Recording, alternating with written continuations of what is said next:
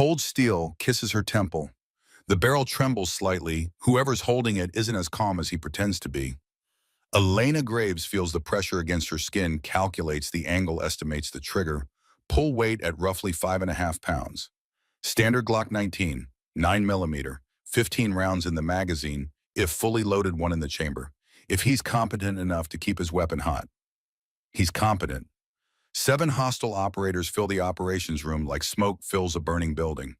Actual smoke hangs in the air, like funeral shroud, thick with cordite and burning insulation, and the particular chemical smell that comes from detonated explosives. The overhead lights flicker, casting shadows that dance across tactical gear and hard faces that have seen too much violence and caused even more. Outside, somewhere in the California darkness, beyond these concrete walls, Naval Base Coronado burns. Gunfire echoes across the tarmac in sporadic bursts, screams, explosions. The sound of a secure military facility being systematically torn apart by professionals who know exactly what they're doing and have done it. Elena stands in the center of the room, hands zip-tied behind her back with the kind of plastic restraints that cut into skin if you struggle. Blood trickles from her split lip, copper taste on her tongue mixing with the dust and smoke she's breathing. Her uniform is torn at the shoulder where someone grabbed her roughly. Bruises bloom across her ribs where she was shoved against a desk. 4 members of the Quick Reaction Force lie motionless on the floor around her in spreading pools of dark blood. Good men, young men, dead men who never had a chance because they'd never been taught how to fight in close quarters, without their rifles, never learned what to do when the enemy is 6 inches from your face and your M4 is empty or jammed or knocked from your hands. The power grid is down. Communications are severed. The quick reaction reinforcements are still. Elena calculates quickly, running through distances and response times in her head, 11 minutes out. Maybe 12 if they're being cautious, moving tactical clearing rooms as they advance. 11 minutes might as well be 11 hours when you're staring down the barrel of a pistol held by a man who's already killed 4 people in the last 90 seconds. The hostile leader steps closer. Victor. She doesn't know his last name yet, but she will. She always learns the names eventually. He's maybe 52 years old, though violence ages men in ways that make calendars meaningless.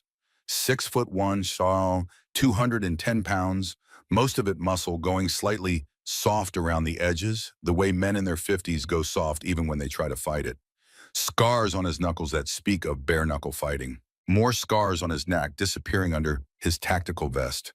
The kind of scars that come from knives and broken bottles and the sort of violence that happens in places where there are no rules and no witnesses.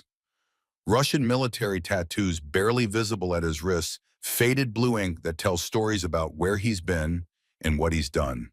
Former Spetsnaz, probably. The way he moves, the way he holds himself, the economy of motion, and the absolute confidence. It all tells stories Elena doesn't want to read, but can't help understanding, because she's spent years teaching men to move exactly like this. His breath reeks of cigarettes and the particular kind of violence that comes from years of wet work. Not the clean violence of honest soldiers doing honest combat. The other kind.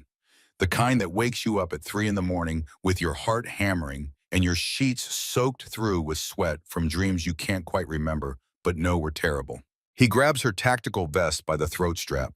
That particular piece of gear most people ignore, just webbing designed to keep your vest from riding up when you're running or climbing.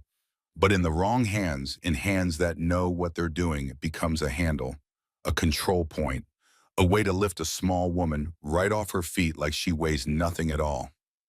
Elena gasps, chokes, her boots leave the floor. She dangles in midair, all 5 feet 4 inches, and 128 pounds of her suspended by her own equipment like a puppet on strings. Who sent you? His voice is gravel and fury and decades of cigarettes. English with a thick accent that sounds like Moscow or St. Petersburg or somewhere else, cold where they breed men like this, men who do terrible things and sleep soundly afterward. The other 6 hostiles laugh, deep, ugly sounds that echo off concrete walls and make Elena's skin crawl. They see what everyone has always seen when they look at her. A small woman, supply officer, desk job, logistics, harmless, The kind of person who orders pens and manages inventory spreadsheets, while real warriors do real work, the kind of person who wouldn't know one end of a rifle from the other, the kind of person who faints at the sight of blood. They have absolutely no idea who they're holding. They have no idea that in approximately 11 seconds, 4 of them will be dead, and the other 3 will be wishing they were. But we're getting ahead of ourselves. Let's back up. Let's start at the beginning of this particular day, this particular nightmare, this particular moment when everything changed. 6 hours earlier, Elena Graves sat in her cramped office in Building 347 Logistics Division Naval Base, Coronado, California. The office was exactly 8 feet by 10 feet. She'd measured it once late at night when she couldn't sleep, pacing the dimensions like a prisoner, learning the boundaries of her cell counting steps and calculating square footage, because doing math was better than thinking about why she couldn't sleep. The fluorescent lights hummed overhead with that particular frequency that gives some people headaches. The air conditioning rattled in its housing, blowing recycled air that smelled like stale coffee and photocopier toner and the accumulated breath of 1,000 boring meetings. Her desk was government-issue gray steel, scratched and dented from decades of use by people whose names she'd never know. Her chair squeaked when she moved, a high-pitched sound that annoyed her, but not enough to file a maintenance request. The computer monitor in front of her displayed 17 Excel spreadsheets, each one tracking a different supply line into the base, each one color-coded and cross-referenced and maintained with the kind of obsessive attention to detail that made her good at this job, even though she hated every minute of it. This was her life now. This was safety. This was what invisible looked like. She wore reading glasses she didn't really need, perched on her nose like a disguise, like a costume she put on every morning to play the role of harmless bureaucrat. A cardigan over her uniform. Soft blue, the kind of thing that said harmless, said office worker, said don't look at me, I'm nobody important. Her hair pulled back in a simple ponytail. No makeup because makeup drew attention, and attention was the last thing she wanted. No jewelry except a plain watch that told time and nothing else. Lieutenant Elena Graves, 32 years old. 7 years in service if you counted by calendar, a lifetime, if you counted by experience. Exemplary record in all things that didn't matter. Current assignment tracking ammunition inventory and supply deliveries for a base that went through bullets and beans at a rate that would bankrupt a small country. Nobody looked at her twice. That was the point. That was the entire goal of the last 4 years of her life. Be forgettable. Be invisible. Be so unremarkable that people's eyes just slide right past you like water off glass. The security briefing started at 1400 hours sharp because the military runs on punctuality like engines run on gasoline. Conference room B, 3rd floor of the administration building, the one with the broken blind on the west window that nobody ever fixed because why bother? Elena arrived 5 minutes early, took a seat in the back corner. Old habit. Always know where the exits are. Always keep the walls at your back. Always position yourself so you can see everyone but nobody pays attention to you. The room filled with officers. 23 of them, mostly men, mostly older than her, mostly wearing the kind of confidence that comes from never being questioned. Some she recognized from previous briefings. Most she didn't. In 4 years of working logistics, she'd perfected the art of being forgettable, and part of that art was not bothering to remember people who wouldn't remember her. Captain Vincent Harlan ran the briefing. 56 years old, career Navy, ran the base like a tight ship because that's what good officers do. Fair, competent, maybe a little too by the book, but that wasn't always a bad thing in an institution that runs on rules and regulations and the assumption that following procedures will keep people alive. He stood at the front of the room with a clicker and a PowerPoint presentation that had too many slides and not enough actual information. Perimeter security has been upgraded. New protocols for visitor access. Standard threat assessment shows low probability of direct action against the base. We're at FP-Con Alpha, no changes anticipated. Elena listened with half her attention, the way you listen to something you've heard 100 times before. The other half of her attention studied the supply delivery reports she'd printed out that morning, the pages slightly crumpled from being folded in her pocket. 3 shipments in 2 weeks, food services, medical supplies, ammunition, all routine, all cleared through proper channels, all exactly the kind of boring logistics that made her job mind-numbing. But the vehicle plates were identical on all three manifests. Same plates, different driver IDs, different delivery times, different cargo, but the same California commercial plate number 8H4K729. That wasn't routine, that was wrong. That was the kind of discrepancy that meant someone was either incredibly sloppy with paperwork or deliberately trying to hide something. She raised her hand. Small movement. Hesitant. The kind of gesture that could be ignored if someone wanted to ignore it. The kind of gesture that screamed, "I'm not sure this is important enough to interrupt for." Captain Harlan noticed anyway because he was the kind of officer who actually paid attention. "Yes, Lieutenant Graves." "Sir." Her voice came out barely above a whisper. She hated that. Hated how small she sounded, how uncertain, how much she fulfilled every stereotype about women being too timid for military service. "I've noticed inconsistencies in the supply deliveries." The room shifted like a living thing, 23 officers turning to look at the quiet logistics officer in the back corner. She felt their eyes like physical weight, like hands pressing on her chest, making it hard to breathe. "Inconsistencies." Harlan prompted, his tone neutral but interested. "3 shipments in 2 weeks, different driver IDs, but same vehicle plates. All 3 times. The plates are registered to a commercial trucking company out of San Diego, but when I cross-referenced with the company's manifest, these vehicles aren't scheduled for base delivery on these dates. It could be a clerical error, but it could also be..." "Graves." A voice cut across hers like a knife. Sharp. Dismissive. Male. Confident in the way that comes from never being told no. "Lieutenant Garrett Sutherland, 38 years old. Quick Reaction Force Commander. The kind of officer who wore his authority like armor and his opinions like weapons." He sat 3 rows ahead of Elena, didn't bother turning around to address her, because why bother showing respect to someone so far beneath you? "Stick to counting bullets. Leave security to people who understand threats." The room erupted in chuckles, not quite laughter. Just enough sound to let Elena know her place. To remind her that supply officers don't question security protocols. To make sure she understood that her observations, her concerns, her 4 years of quiet vigilance didn't matter, because she was just the bullet counter, just the bean counter, just the person who made sure the real warriors had what they needed to do real work. Elena's face burned red. She could feel the heat spreading from her cheeks to her ears to her neck. She closed her folder, said nothing more. What was the point? Nobody was going to listen. Nobody ever listened. Small woman, quiet voice, wrong specialty. 3 strikes and you're out. Captain Harlan cleared his throat, and at least he had the decency to look uncomfortable. "Lieutenant Sutherland, let's maintain professionalism. However, Lieutenant Graves, our security teams have the situation well in hand. The deliveries have been cleared through proper channels. I appreciate your diligence, but there's no cause for concern." "Yes, sir." Elena's voice came out even quieter than before, barely audible over the hum of the air conditioning. Stupid, weak, invisible. Those words had followed her all her life like shadows, like ghosts, like chains she couldn't break. Small girl in school who got picked last for every team. Quiet teenager nobody remembered at reunions. College student who disappeared into the background of every photograph, the one people would point to years later and say, "Who's that? I don't remember her at all." She'd spent years trying to be loud, confident, aggressive. It never worked. The volume never fit right, like wearing someone else's shoes, like speaking someone else's language with an accent you couldn't shake. So eventually she became small instead. Hoped small meant safe. Hoped invisible meant protected. Hoped being overlooked meant being left alone. Hoped wrong. The briefing ended.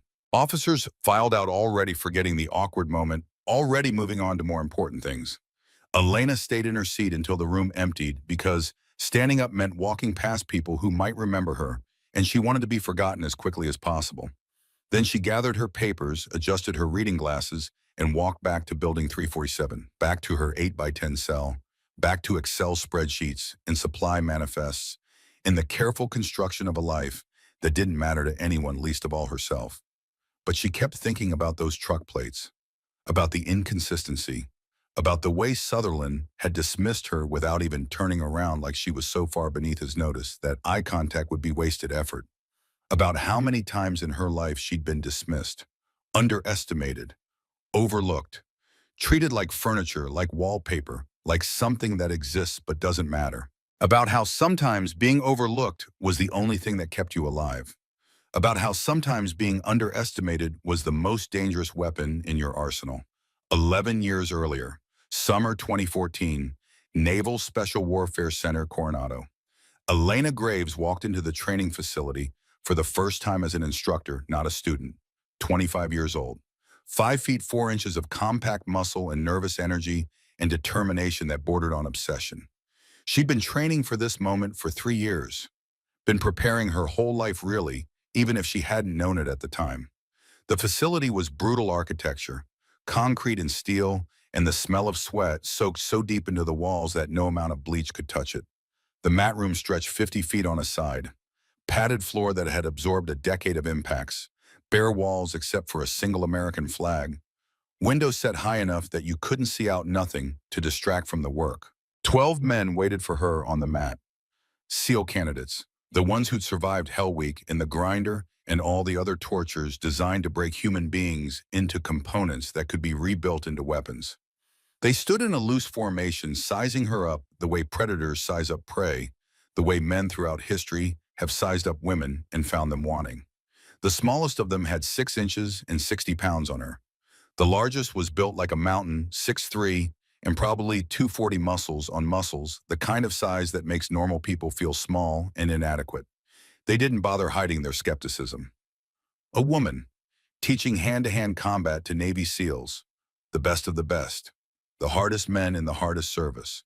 Some of them smiled, not friendly smiles, the kind of smiles that said, this should be entertaining, this should be fun watching this little girl try to teach us anything. Gentlemen, Colonel Raymond Stark's voice cut through the tension like a blade through silk. He stood near the door, 68 years old now, but still built like violence arms crossed over a chest that wouldn't quit. Back in 2014, he'd been 57, fresh off 20 years of making hard men harder. This is Chief Instructor Graves. You will address her as such. You will treat her with respect, and you will do exactly what she tells you to do when she tells you to do it. Clear, hooyah, they responded. Automatic.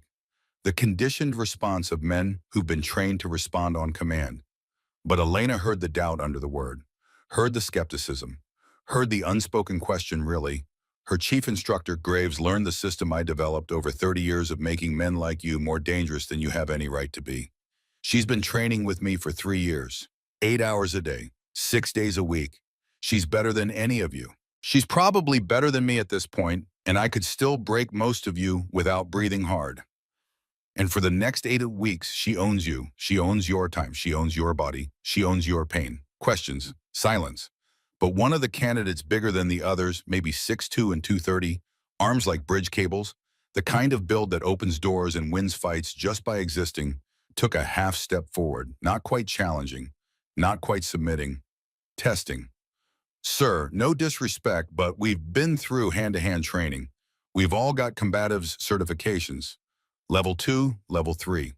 What's she going to teach us that we don't already know? Colonel Stark smiled. Not a nice smile.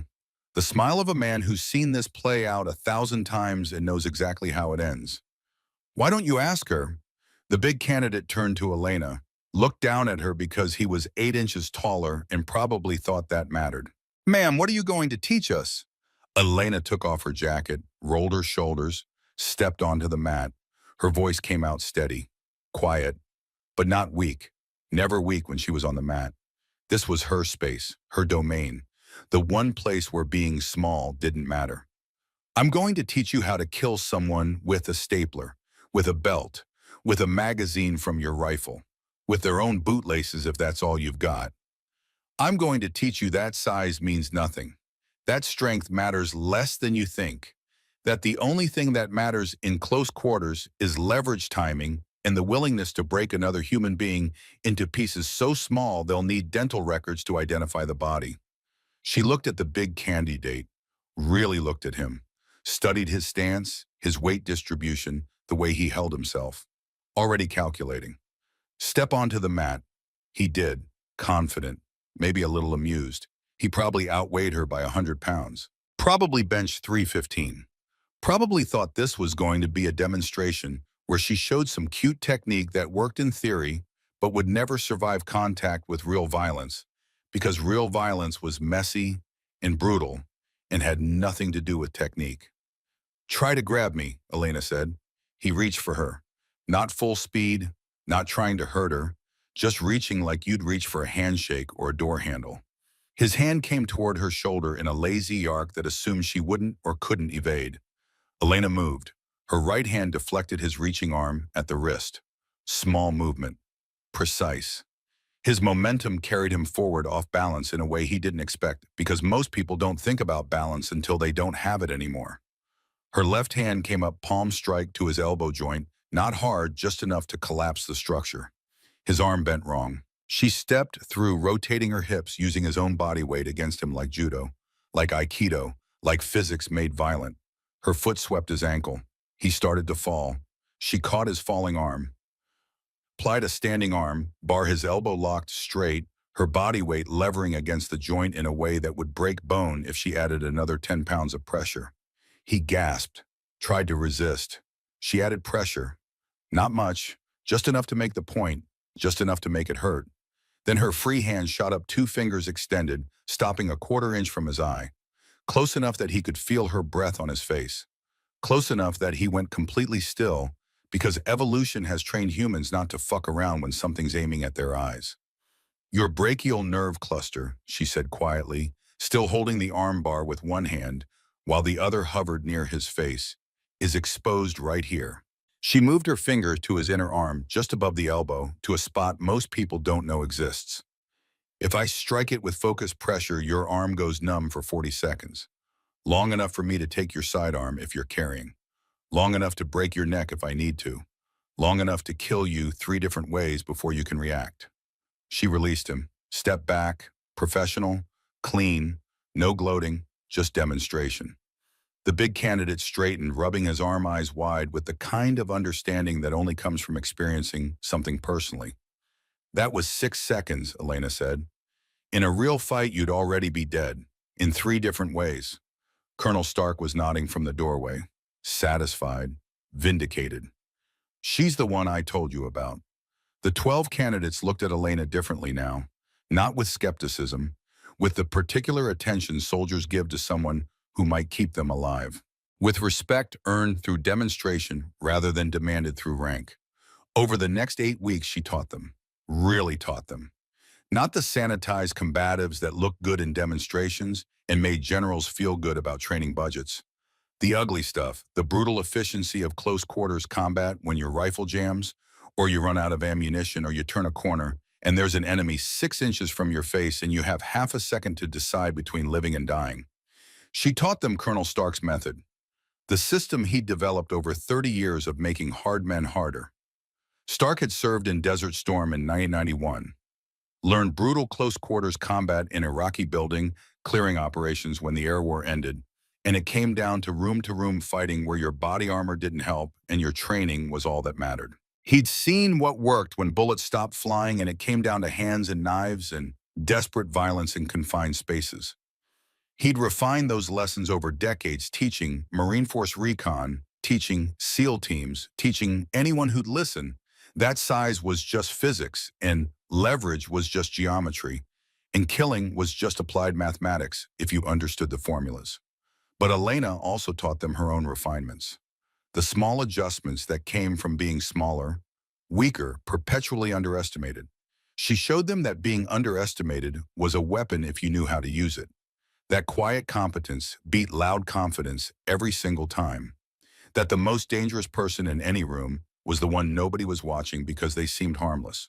Throat strikes designed to collapse windpipes. Joint manipulation that could dislocate shoulders in under 2 seconds.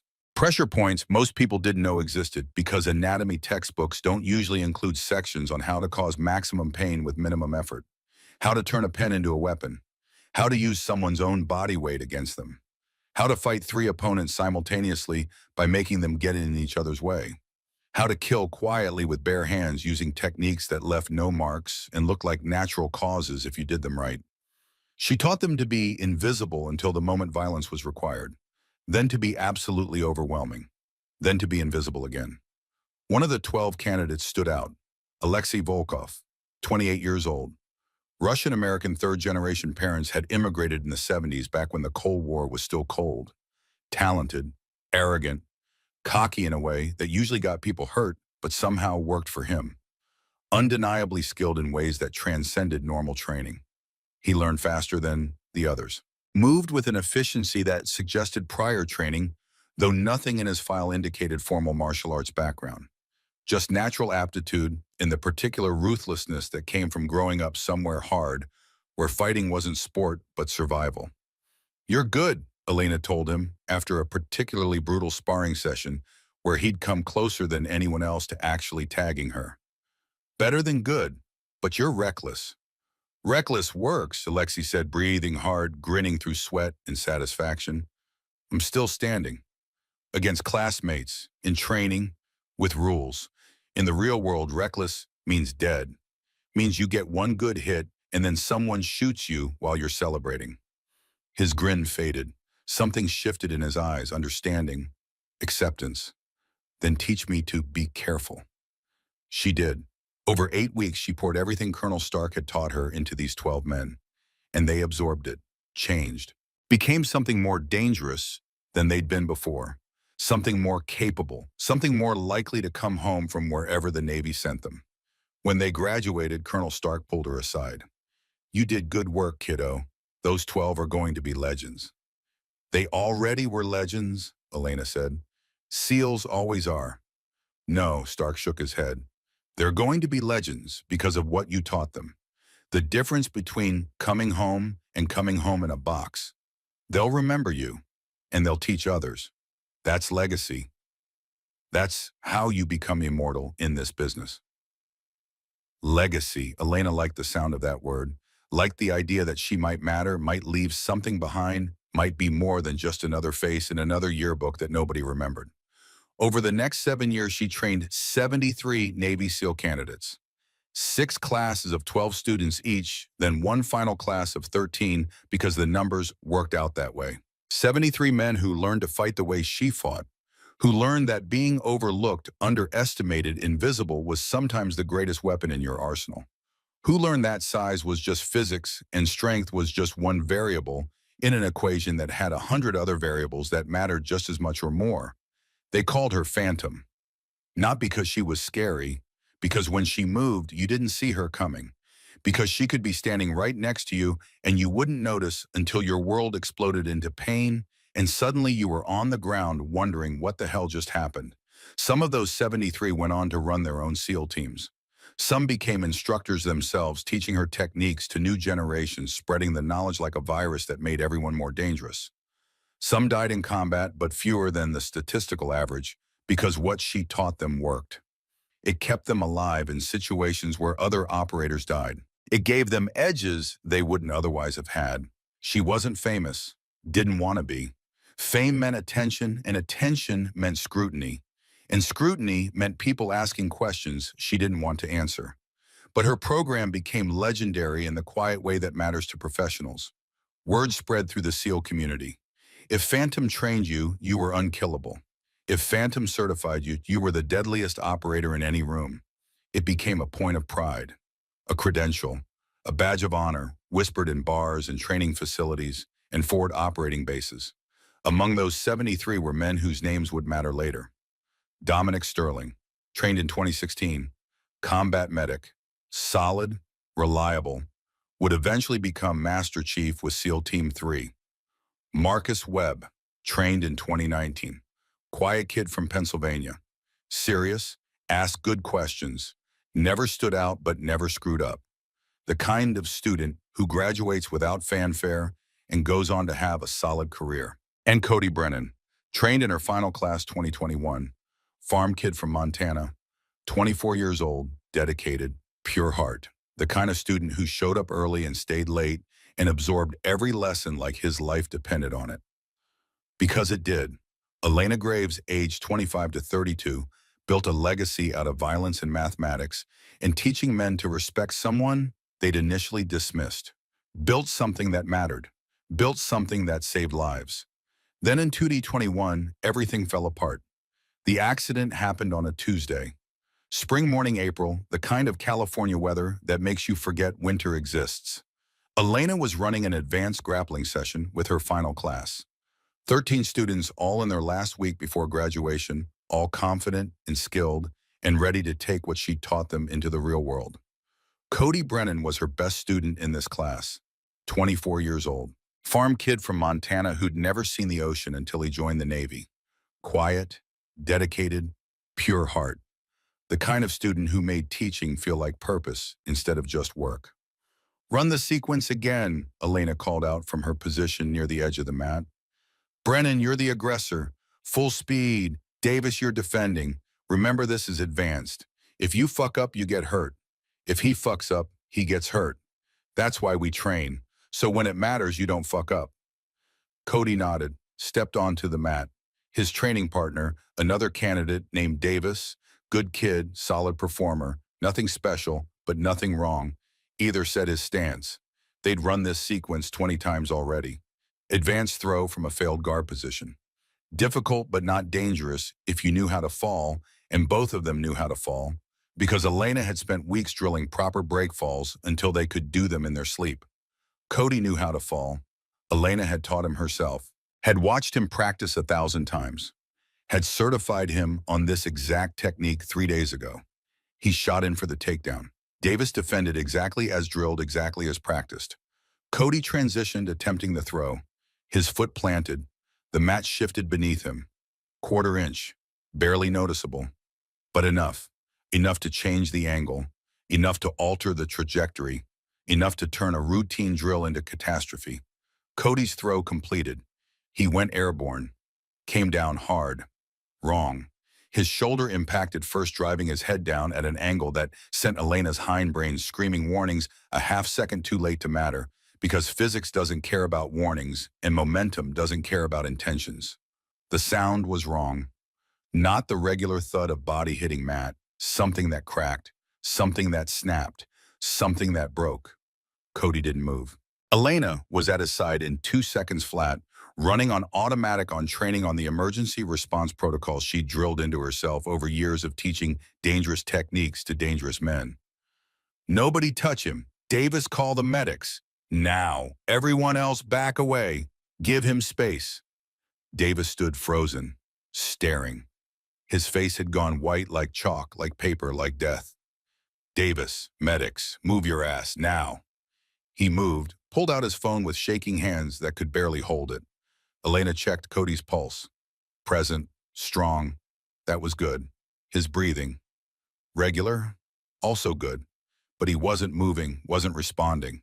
His eyes were open but unfocused, staring at nothing, not tracking movement, not reacting to her voice. "Cody, can you hear me? Squeeze my hand if you can hear me." Nothing. No response. No movement. No indication that he was processing anything at all. The medics arrived in 4 minutes. Seemed like hours. Seemed like days. They stabilized Cody's neck with professional efficiency, got him on a backboard, into an ambulance. Elena rode with him, holding his hand, telling him it was going to be okay, even though she didn't believe it herself.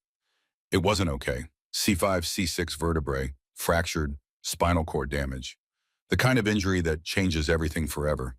The kind of injury that turns a 24-year-old SEAL candidate into a quadriplegic who'll spend the rest of his life in a wheelchair, watching other people do the things he'll never do again. The investigation took 3 weeks. They examined the mats with microscopes and chemical analysis, the facility with structural engineers, the training protocols with lawyers looking for liability. Elena's teaching methods with senior instructors who'd never taught her program but felt qualified to judge it anyway. Everything. Looking for blame, looking for liability, looking for the thing that went wrong so it could be fixed and this would never happen again. Their conclusion: equipment failure. The mat anchoring system had degraded over time. The adhesive that held the mats in place had weakened from age and use and the thousands of impacts it had absorbed over years of training. When Cody planted his foot for the throw, the mat shifted. Quarter inch. Enough to change the angle. Enough to turn a routine drill into catastrophe. Not Elena's fault, not Cody's fault, not Davis's fault. Just bad luck and degraded equipment and the inherent risks of training human beings to do violence to other human beings. But Elena couldn't accept that. couldn't sleep, couldn't eat, couldn't walk into the training facility without seeing Cody lying motionless on the mat, eyes open but empty, body present, but soul somewhere else. She visited him in the hospital every day for 2 weeks, watched him learn to accept that he'd never walk again, watched a 24-year-old kid grapple with the fact that his career, his dreams, his entire identity as a warrior had been taken away in 1 second of bad luck. "It's not your fault, Chief," he told her during one visit.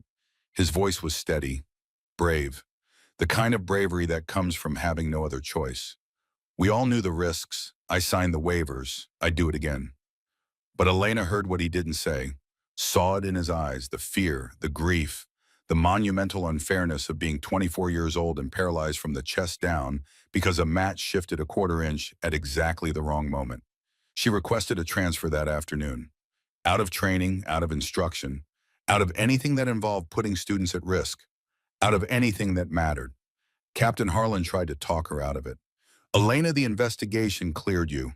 Equipment failure isn't your responsibility. You couldn't have predicted it. You couldn't have prevented it. It happened on my mat, in my program, under my watch. I'm responsible. You've trained 73 men. This was the first serious injury in 7 years. That's an incredible safety record. That's better than any other program in naval special warfare. One is too many. One broken student is one too many." Colonel Stark tried next, came to her apartment uninvited, sat on her couch, looked at her with those eyes that had seen 30 years of violence and somehow still held kindness. "You can't run from what you are, kiddo." "I'm not running. I'm protecting everyone else from my mistakes." "From what?" "From bad luck, from the inherent danger of preparing men for war. Elena, accidents happen. Equipment fails, people get hurt. That's not on you. That's just reality. Cody Brennan will never walk again because I didn't check the mats carefully enough. Because I didn't catch the degradation. Because I failed him. That's on me." The investigation found systematic adhesive degradation that required chemical analysis to detect. "You couldn't have caught it with visual inspection. You're not a materials engineer. You're an instructor, and a damn good one." But Elena couldn't hear it. The guilt had teeth. It tore at her in the dark hours of the morning, made her see Cody's face every time she closed her eyes, made sleep impossible and waking unbearable. She took the transfer. Logistics, supply management, inventory control, as far from training as she could get, while still staying in the Navy, while still wearing the uniform, while still pretending she was the person she'd been before that Tuesday in April when everything changed. She packed up her apartment, put her training gear in storage, stopped practicing, stopped teaching, stopped being phantom, started being invisible instead, started being the person nobody noticed, started being safe. Colonel Stark watched her leave the training center for the last time. "You'll come back," he said. "Sooner or later, you'll remember who you are." "I know exactly who I am," Elena replied. "I'm the instructor who broke her best student. I'm the person who destroyed a kid's life. I'm someone who should never teach it again." 4 years passed. Elena Graves disappeared into Building 347, into spreadsheets and supply manifests, in the careful construction of a forgettable life. She gained weight. Not much. 10 pounds. Enough to soften her edges to make her look less like someone who trained warriors and more like someone who pushed paper. She wore reading glasses and cardigans. Let her hair grow out.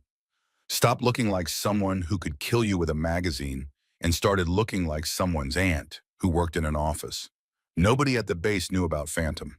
Her service records showed the transfer, but not the details. Not the 73 students. Not the legendary program. Not the woman who'd taught Navy SEALs to be more dangerous than they had any right to be. She was just Lieutenant Graves. Quiet, competent, unremarkable. The kind of person you'd walk past in the hallway and not remember 5 minutes later. Safe, invisible, exactly what she wanted to be. Except safety was an illusion, and illusions don't survive contact with reality. On that Tuesday in December 2025 at 2300 hours, when the armory exploded and 12 hostile operators breached the perimeter using the exact trucks Elena had flagged 6 hours earlier, safety died. And Phantom woke up whether she wanted to or not. The explosions came in sequence. 3 of them, spaced 4 seconds apart, precisely calculated to maximize damage while minimizing collateral casualties. Professional work. Military work, the kind of thing that requires planning and expertise and resources. Elena was still in her office when the first one hit working late, because working late meant not going home to an empty apartment where she'd lie awake thinking about Cody Brennan. The building shook. Her coffee mug jumped off the desk and shattered on the floor in a spray of ceramic and cold coffee. The lights flickered. Emergency klaxons started wailing with that particular sound that means everything is wrong and it's about to get worse. She was out of her chair and moving before conscious thought caught up. Old training, old instincts. 4 years of suppression couldn't touch them, couldn't erase them, couldn't make her forget what her body knew how to do. The second explosion, closer, much closer, the armory. She knew the sound, knew what it meant. Someone had breached the outer perimeter and was destroying the base's weapon stockpiles with precision that spoke of inside knowledge. Her phone buzzed, emergency alert. All personnel to muster stations. Quick reaction force deploying to repel hostile action. Standard protocols that assumed the threat was external and manageable.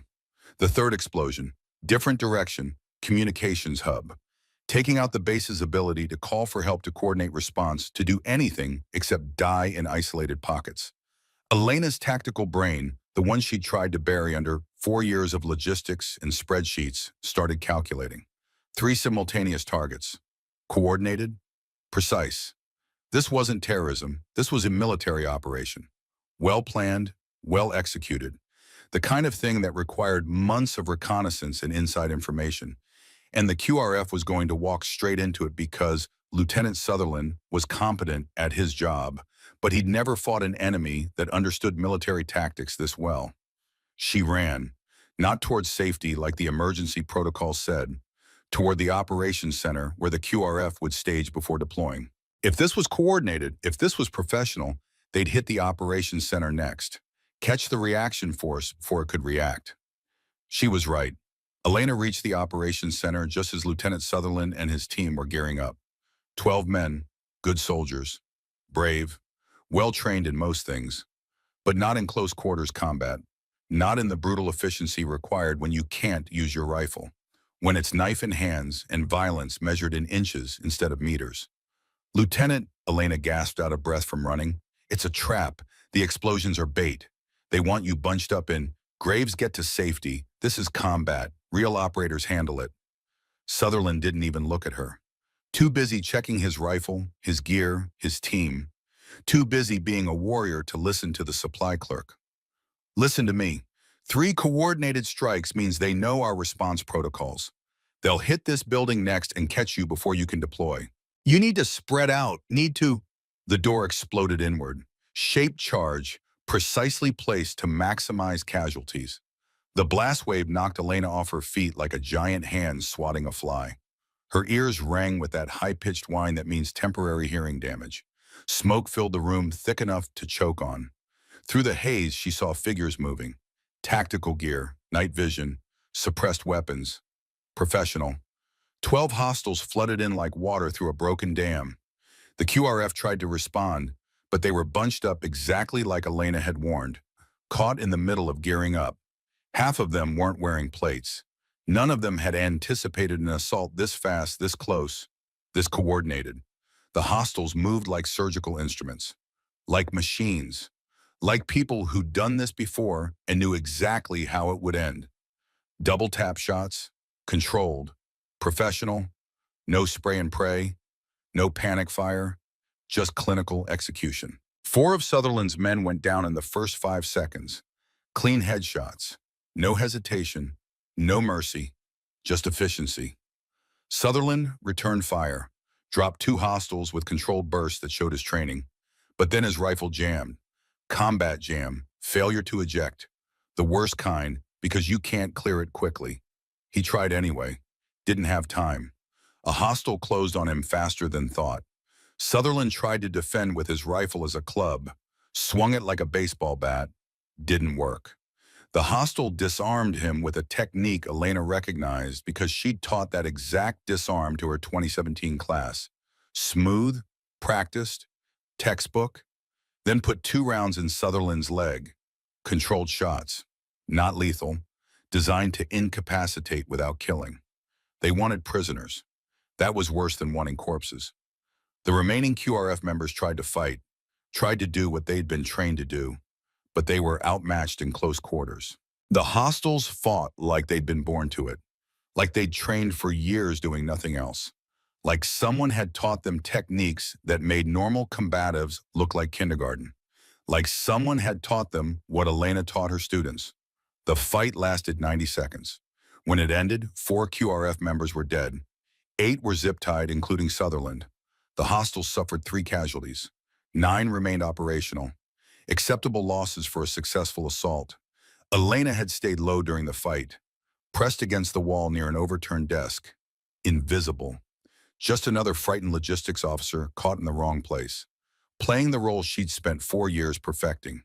One of the hostiles grabbed her roughly, zip-tied her hands behind her back with practiced efficiency, shoved her into the center of the room with the other prisoners. She stumbled, almost fell, caught herself, kept her head down, kept playing helpless. That's when the hostile leader entered. Victor, though she didn't know his name yet, she just saw a professional, 50-something, moving like violence incarnate, eyes that had seen too much and felt too little, Russian military bearing, Spetsnaz probably. The kind of operator who'd done wet work in Chechnya or Syria or a dozen other places where the rules don't apply. He surveyed the room with the detachment of a general surveying a battlefield. The dead, the prisoners, his own casualties. Did the math in his head. Acceptable losses. Mission proceeding according to plan. Then his eyes landed on Elena, small woman, supply officer, harmless, another asset to be secured and processed. He grabbed her tactical vest by the throat strap, that particular piece of gear most people ignore, lifted her off her feet like she weighed nothing, because to him, she probably didn't. Elena gasped, choked.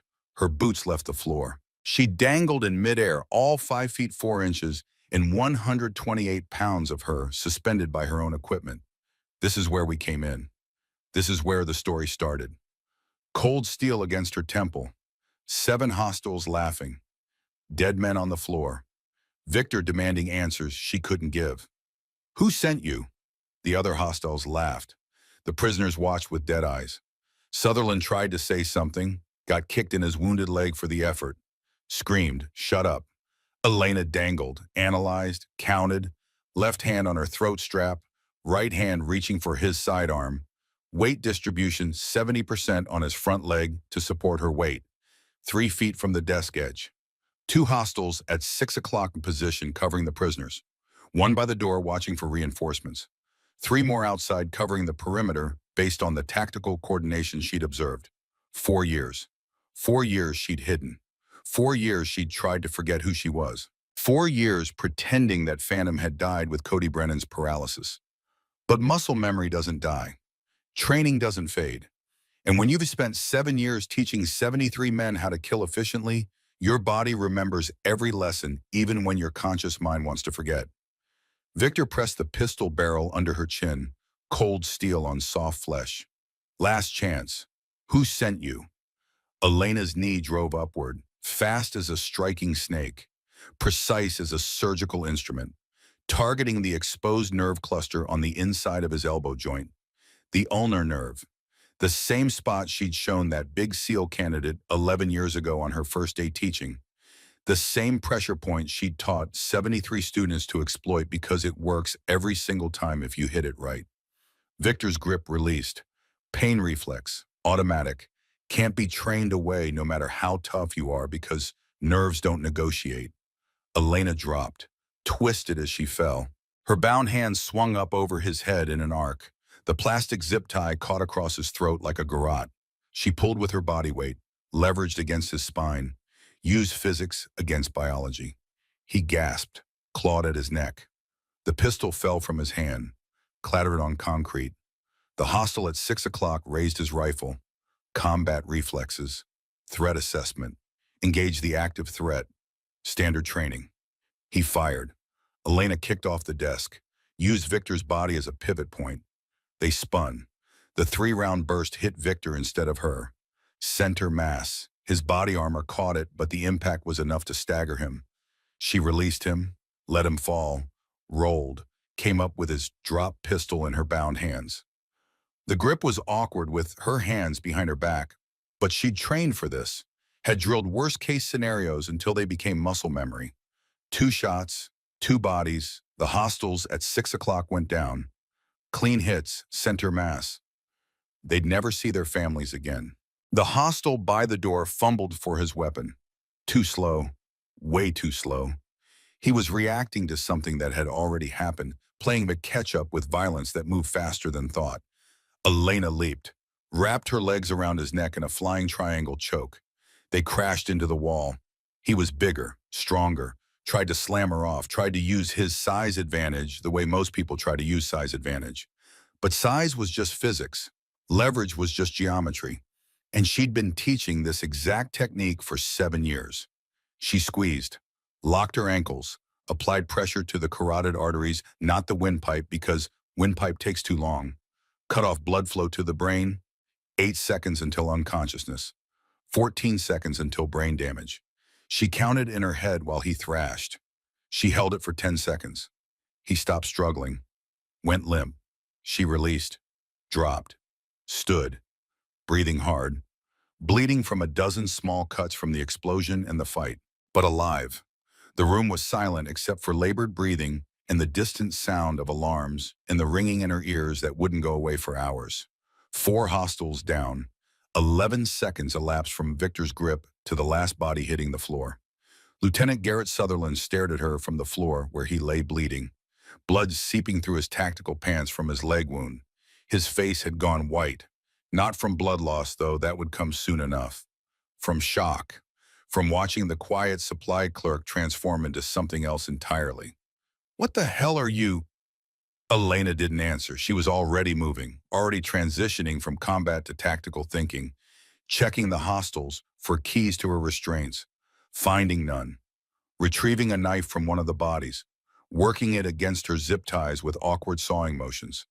They snapped after 8 seconds. She freed her hands, flexed her fingers, checked for damage, picked up a rifle from one of the fallen hostiles, checked the chamber, 30 rounds, good enough for now, moved to the window, peered out through the smoke and darkness. 3 more hostiles visible outside, setting up a defensive perimeter, waiting for their team to finish inside and extract the prisoners. And 1 more hostile in the room. The one she deliberately left alive. The one currently reaching for his radio to call for backup. Elena's boot pinned his wrist. She crouched beside him. Voice cold, calm. Nothing like the quiet logistics officer who'd sat in the back of security briefings. "How many?" He spat at her. Defiant, trained to resist interrogation. "Tough guy." She applied pressure. Small movement. Precise pain. A technique she'd taught SEAL Team 3 for field interrogations.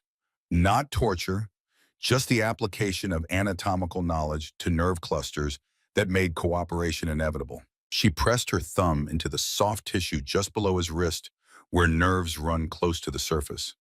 "How many?" 12, he gasped through gritted teeth. 12 of us, but it doesn't matter.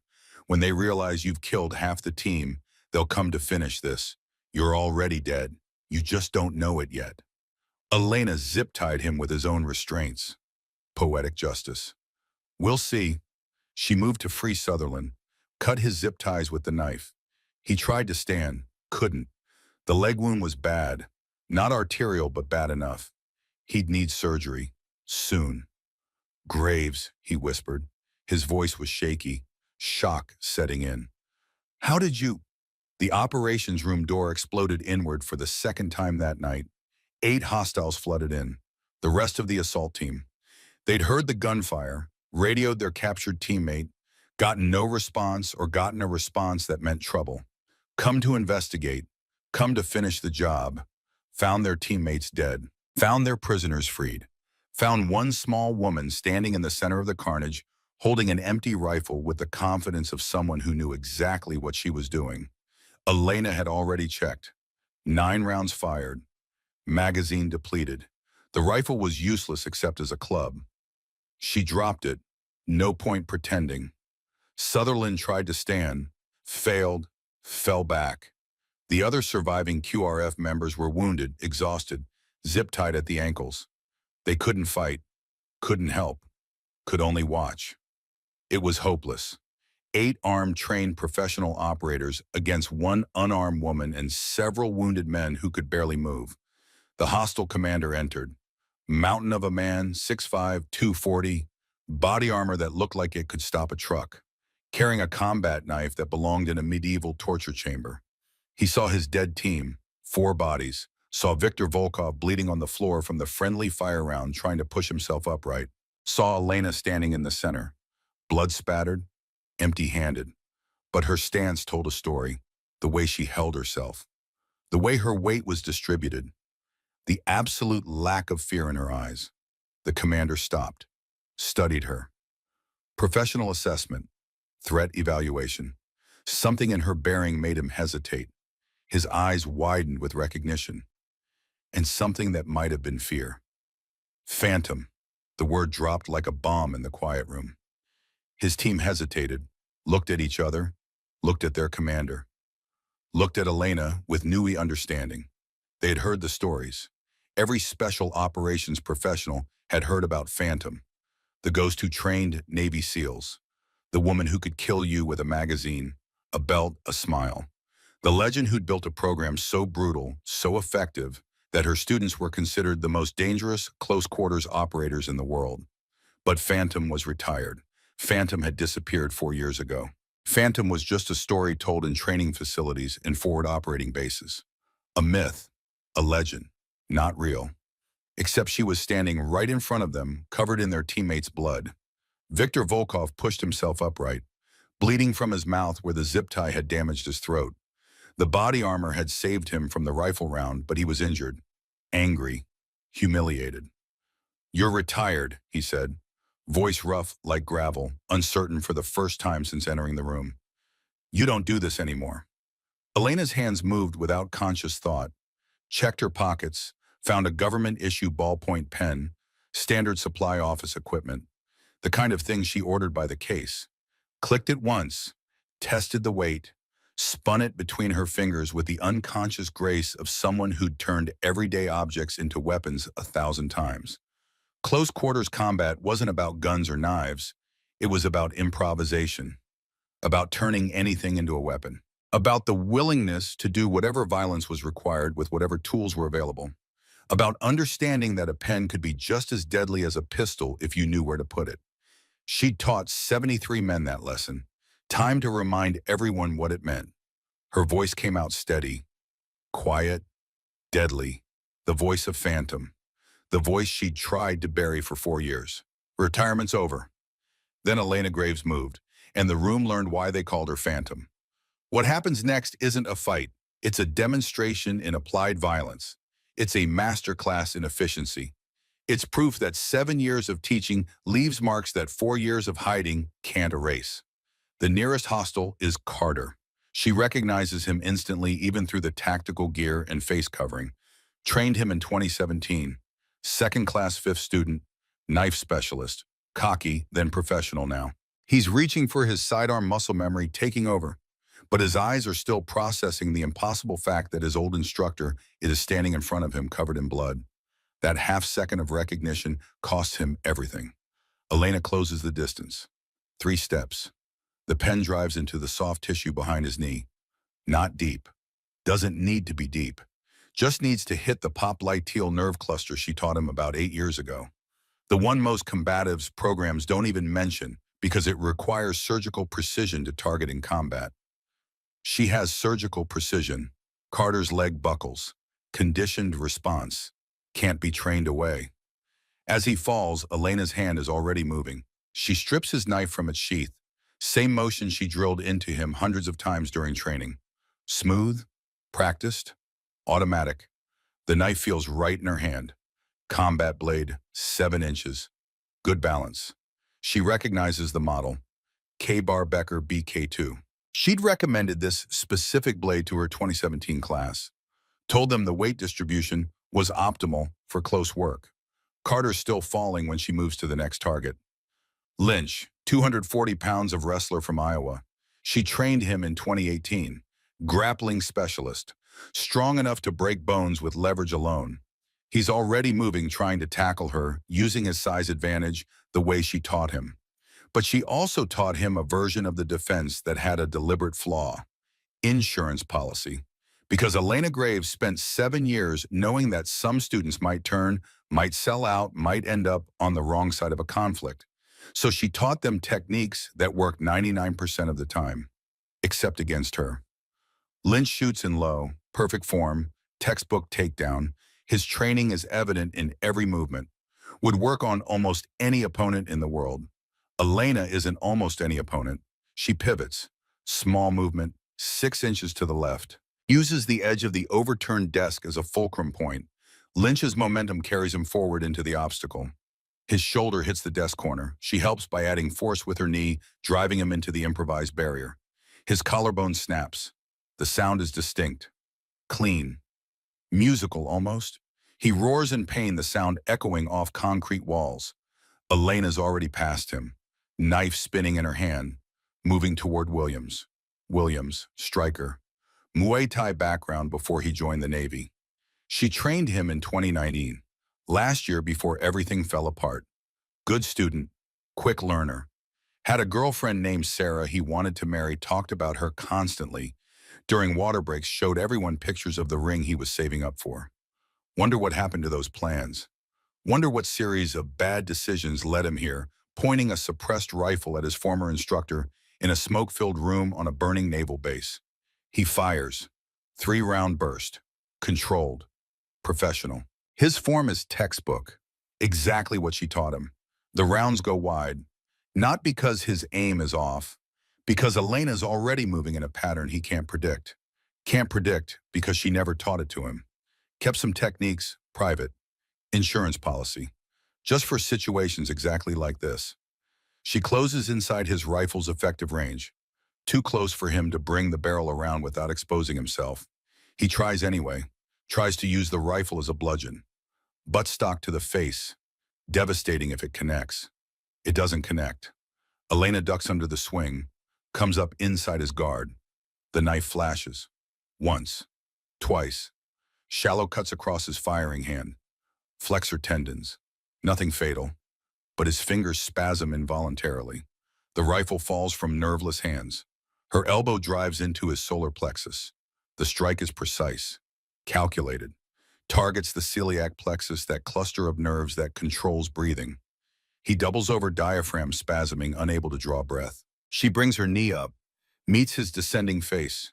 Cartilage crunches. Blood spray decorates the concrete floor. Williams goes down hard. Stays down. 3 hostiles eliminated in 18 seconds. The room smells like copper and fear, and the particular ozone scent that follows violence like perfume follows beautiful women. The 5 remaining hostiles aren't hesitating anymore. They're professionals. They've processed the threat. Adjusted tactics. They spread out, create angles, make it impossible for her to engage one without exposing herself to others. Good strategy. Textbook multiple opponent tactics. She taught some version of it to every class. How to overwhelm a single combatant through coordinated positioning. But she also knows the counter. Because she designed the original technique, she knows its weaknesses, its blind spots. The places where coordination becomes liability when the defender knows what to look for. The operations room is maybe 30 feet by 40. Concrete walls, metal desks, computer equipment, filing cabinets. Not much room to maneuver. But enough. Barely enough if you know what you're doing. Elena moves toward the filing cabinets, puts her back against them, narrows the angles, forces the hostiles to approach from a more limited arc. Basic defensive positioning, but executed with absolute precision. One of them tries to flank, circles left, professional movement, trying to get behind her, create a crossfire situation where she can't defend against both angles. She's already moving, grabs the office chair, government issue wield, probably weighs 40 pounds, and throws it, not at the flanking hostile, at the overhead light fixture. The light explodes, glass rains down in glittering shards. The room's illumination drops by half. Emergency lighting kicks in red and pulsing, creating shadows that dance and shift and make targeting difficult. The flanking hostile hesitates. Half a second. Trying to track her in the reduced visibility, trying to acquire target in the strobing red light. Elena doesn't hesitate. She never hesitates. She flows forward, low, under his sight line. The knife comes up, finds the inside of his thigh. Femoral artery, deep cut, precise angle. He screams, tries to apply pressure. Blood pulses between his fingers in rhythm with his heartbeat. He's got maybe 3 minutes before unconsciousness. 6 before death if the medics don't reach him. She's already past him, already engaging the next target. 4 hostiles left, plus Victor, who's struggling to his feet, one hand pressed against the gunshot wound in his armor, the other reaching for a backup weapon. The next hostile is smart, doesn't close, keeps distance, uses his rifle. Short controlled bursts, pinning fire, trying to keep Elena behind cover while his teammates reposition. Standard suppression tactics. By the book. Effective against most targets. Elena isn't most targets. She never has been. She tracks the firing pattern. 3-round bursts, 4-second intervals. He's being conservative with ammunition. Disciplined, professional. The intervals are consistent, predictable. Predictability is fatal in close quarters. On the 4th interval, she moves. Doesn't run toward him. Runs parallel. Uses the desks as cover. Serpentine pattern. Makes herself a difficult target. The hostile adjusts fire. Tracks her movement. Leads his shots like a hunter leading a running deer. But he's leading them wrong because Elena's pattern isn't random. It's designed, choreographed, drawing him into a rhythm, making him think he's about to connect, making him commit to the pattern. She stops. Sudden, complete. Drops flat behind a desk. His burst goes high. He's already committed to the lead. The rounds impact where she would have been if she'd maintained speed and trajectory. She's up again. Closing distance. He tries to adjust. Too slow. His training is good, but not good enough. He's never fought someone who understands his training better than he does. Who designed his training? Who knows every weakness in every technique? Elena grabs the rifle barrel, pulls, uses his grip strength against him. He holds on trained response, never let an enemy disarm you, and his forward momentum carries him off balance. She redirects, adds force, uses physics, slams him face first into the concrete wall. His nose breaks. Blood spray decorates the gray concrete like abstract art. He staggers backward, disoriented pain, overwhelming his tactical awareness. Her knife finds the back of his knee, severs the popliteal tendon. He collapses. Won't be walking for months. Won't be running for years, if ever. The fight is over for him. 3 hostiles left, plus Victor, who's now armed with a Sig Sauer P226, holding it with both hands despite the pain. Breathing hard. His throat is swelling from the zip-tie garrote. Purple bruises blooming across his neck like poisonous flowers. Enough! Victor's voice is damaged. Rough. Every word clearly painful. Stand down or I execute the prisoners, all of them, starting with your lieutenant. His pistol swings toward Sutherland, toward the wounded QRF members zip-tied on the floor, helpless, vulnerable, easy targets who can't run and can't fight and can only die if Victor decides they should. Elena freezes, calculates. Distance to Victor 20 feet. 3 hostiles between them with clear lines of fire. Even if she moves now, even if she reaches him before he can react, he'll have time to fire. Multiple shots. Sutherland's already wounded. Can't move fast. Easy target. The math doesn't work. Not this angle. Not this configuration. She needs a different approach. Needs to change the equation. Needs leverage that doesn't exist yet. Viktor Volkov, she says, voice steady, conversational, like they're discussing weather instead of standing in a room full of blood and broken bodies. Brother of Alexei Volkov, former Spetsnaz, defected 2018, currently running private military contractor operations. Ashkelon Group, 200 operators across 3 continents. Annual revenue approximately 50 million. Not bad for a defector. Victor's eyes narrow. Surprised she knows. Surprised she's done her homework. You know my name? I know everything about you. I killed your brother in Damascus, August 2020, classified black operation. He was selling SEAL close quarters combat tactics to Russian intelligence. The techniques I taught him. He was going to get my other students killed, so I stopped him. You murdered him. Victor's finger moves closer to the trigger. Pressure building, decision imminent. Executed him like an animal in a foreign city. My brother trusted you, said you were the best instructor he'd ever had, and you killed him. I eliminated a traitor. Elena shifts slightly, small movement, repositioning, trying to improve her angle without being obvious about it. He was good, best student in his class, talented, dedicated. Then he got greedy, sold out his teammates for $2 million. How much are you getting paid for this extraction? This isn't about money. Victor's grip on the pistol tightens. His knuckles are white. This is about family, about honor, about making you pay for what you took from me.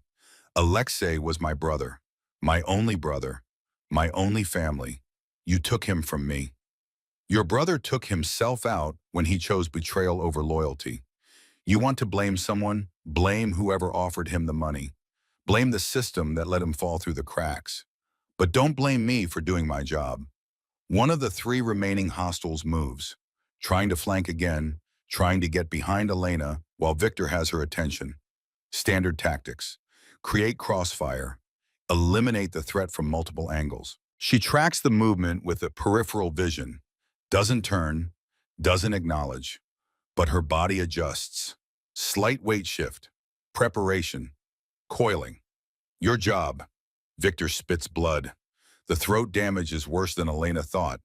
He's probably got internal bleeding. Might not survive the next hour, even if this ends peacefully.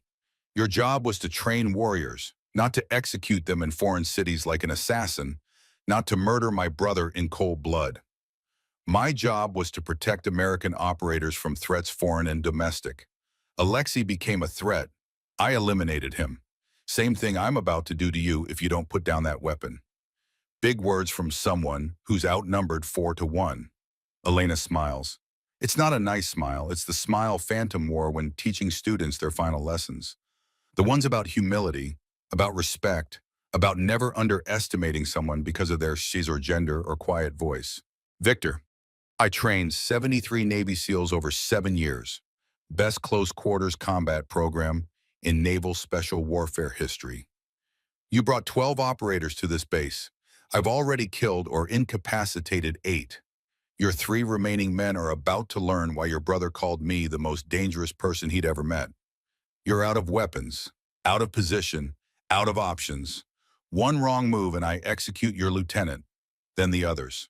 One by one, make you watch. You're not going to shoot him, because then I'll kill you. And you know it. You've seen what I can do. You watched me take down 8 of your men. You think 20 feet and 3 hostiles will save you. Victor's expression shifts, uncertainty creeping in through the cracks in his confidence. Fear taking root in soil that's supposed to be barren. Good. Fear means hesitation. Hesitation means mistakes. Mistakes mean opportunities. The flanking hostile makes his move. Commits, tries to grab Elena from behind. Get her in a headlock. Standard subdual technique. Control the head, control the body. She was waiting for it. Had been waiting since he started moving. Her head snaps backward. Headbutt. Catches him square in the face. His nose breaks with a wet crunch. His grip loosens. She spins inside his arms. Breaks the hold. Her elbow finds his throat. Precise strike. Targets the larynx, crushes the cartilage. He can't breathe. Can't scream. Just makes wet gasping sounds as he falls to his knees, hands at his throat, drowning in air. The second hostile tries to tackle her while she's engaged. Big mistake. She uses his momentum. Hip throw, modified judo technique from fundamentals she learned before she ever met Colonel Stark. He flies over her shoulder, lands on his back, hard. Wind knocked out, ribs probably cracked. Maybe a vertebra if he landed wrong. She's on him instantly. Knee on his chest, knife at his throat. Enough pressure to draw blood, but not enough to kill, yet. Victor, she calls out, doesn't look away from her captive, can't afford to break eye contact, can't afford to give him hope. Last chance. Surrender now or watch another one of your men die. Your choice. Make it quick. The final hostile raises his rifle, aims at Elena's head, center mass shot, point blank, 7 feet. Can't miss at this range. Even if she moves, he'll adjust. Track her. Put her down. Then Lieutenant Garrett Sutherland moves, despite the leg wound that's leaking blood, despite the pain that must be overwhelming, despite being the man who dismissed Elena Graves as a supply clerk who should stick to counting bullets, despite having watched his entire team get slaughtered in under 2 minutes. He throws himself sideways, puts his body between Elena and the hostile, takes the 3-round burst meant for her. Body armor catches 2 rounds. The impacts sound like hammers on steel.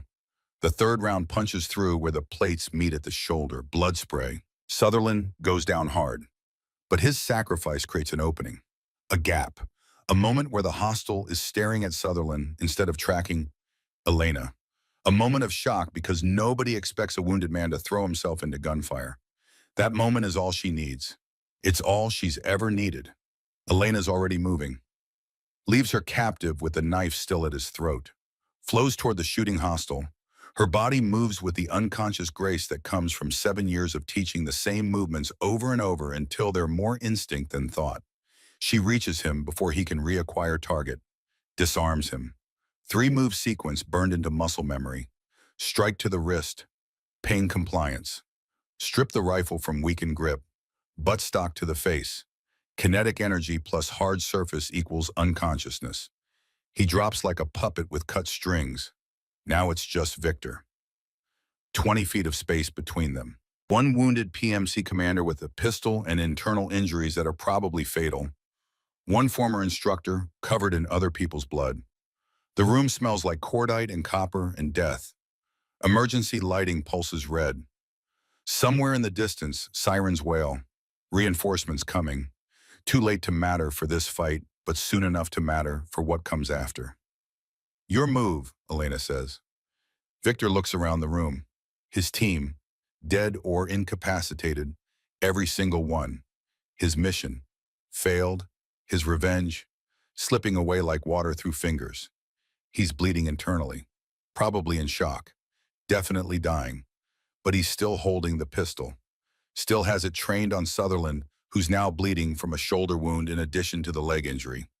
Still has leverage, still has options, still has one card left to play. I could still kill him, Victor says, voice barely a whisper.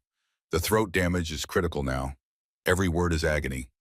Might not get you, but I could take him with me. Make you watch another student die. Another person you failed to protect. You could, Elena agrees. Takes a step forward. Slow, deliberate, non-threatening. But then this ends with me breaking your neck. And you die knowing you failed. Failed your mission. Failed your brother. Failed everyone who trusted you to get this right. You die knowing you accomplished nothing except adding your name to a list of people who underestimated Phantom and paid for it. He trusted you, Alexei, called you every week from deployment, told me about his instructor, said you were the best he'd ever had, said you made him into something special, and you killed him like he was nothing, like he was garbage to be disposed of. He was nothing. Elena's voice is cold now, all the warmth gone.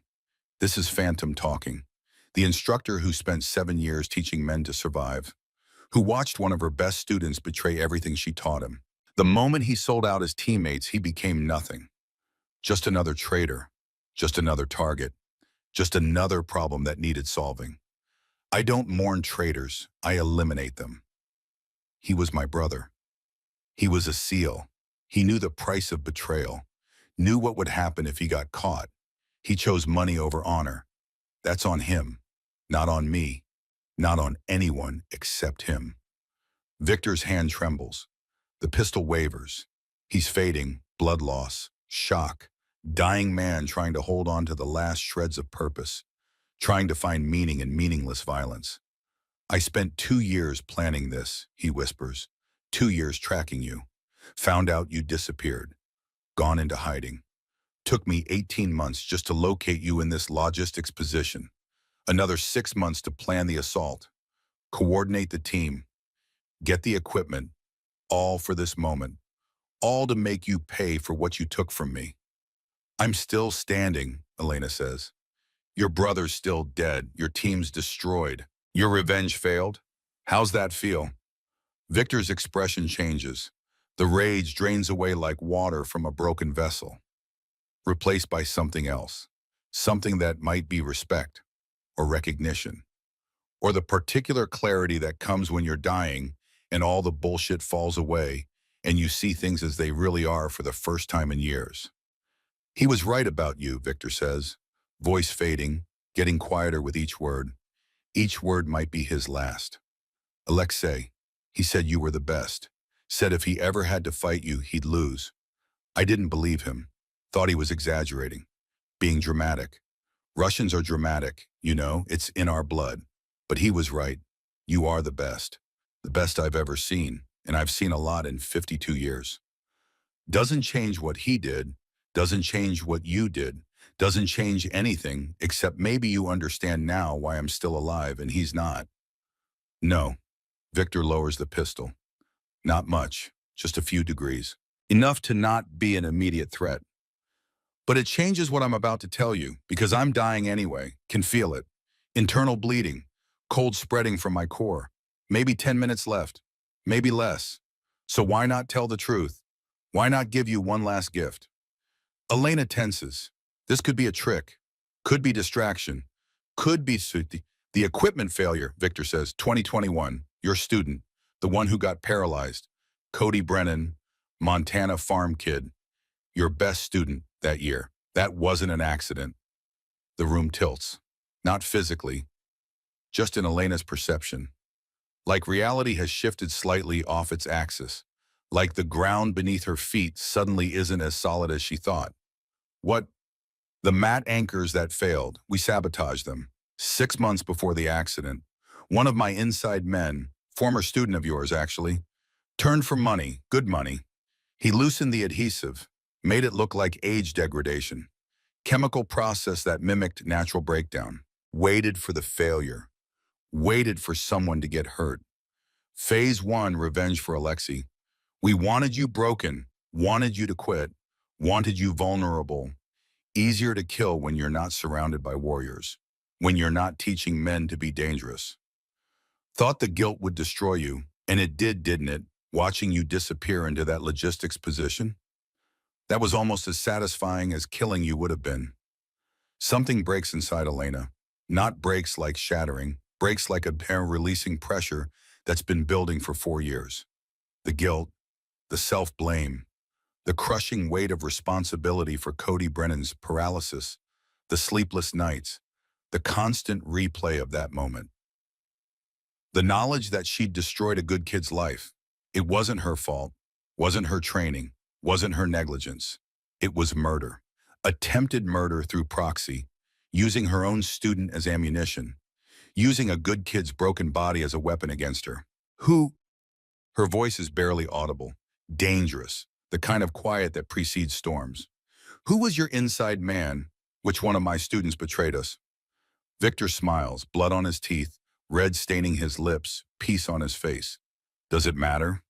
He's probably long gone by now.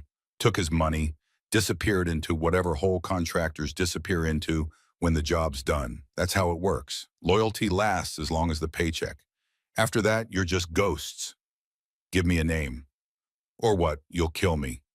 Look at me, I'm already dead, internal bleeding, can feel it spreading, cold, numb, maybe 5 minutes left now. You want revenge, you're too late. We're all too late in the end.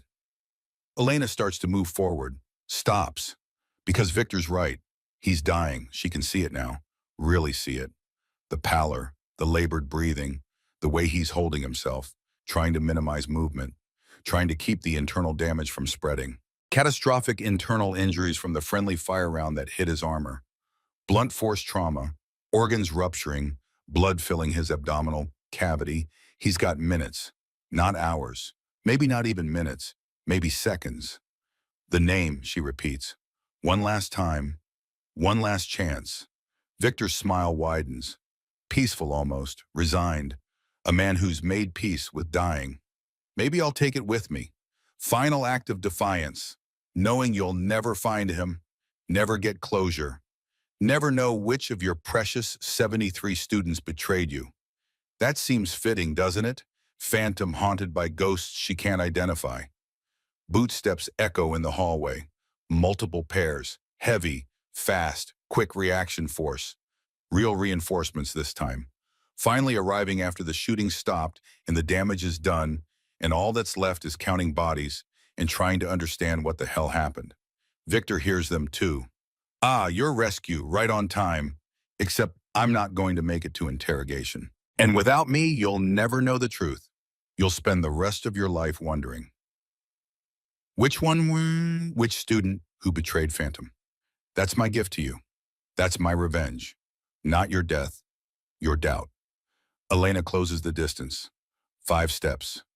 Victor doesn't raise the pistol, just watches her approach. Curious, waiting to see what she'll do, waiting for the end that's coming, whether she hastens it or not.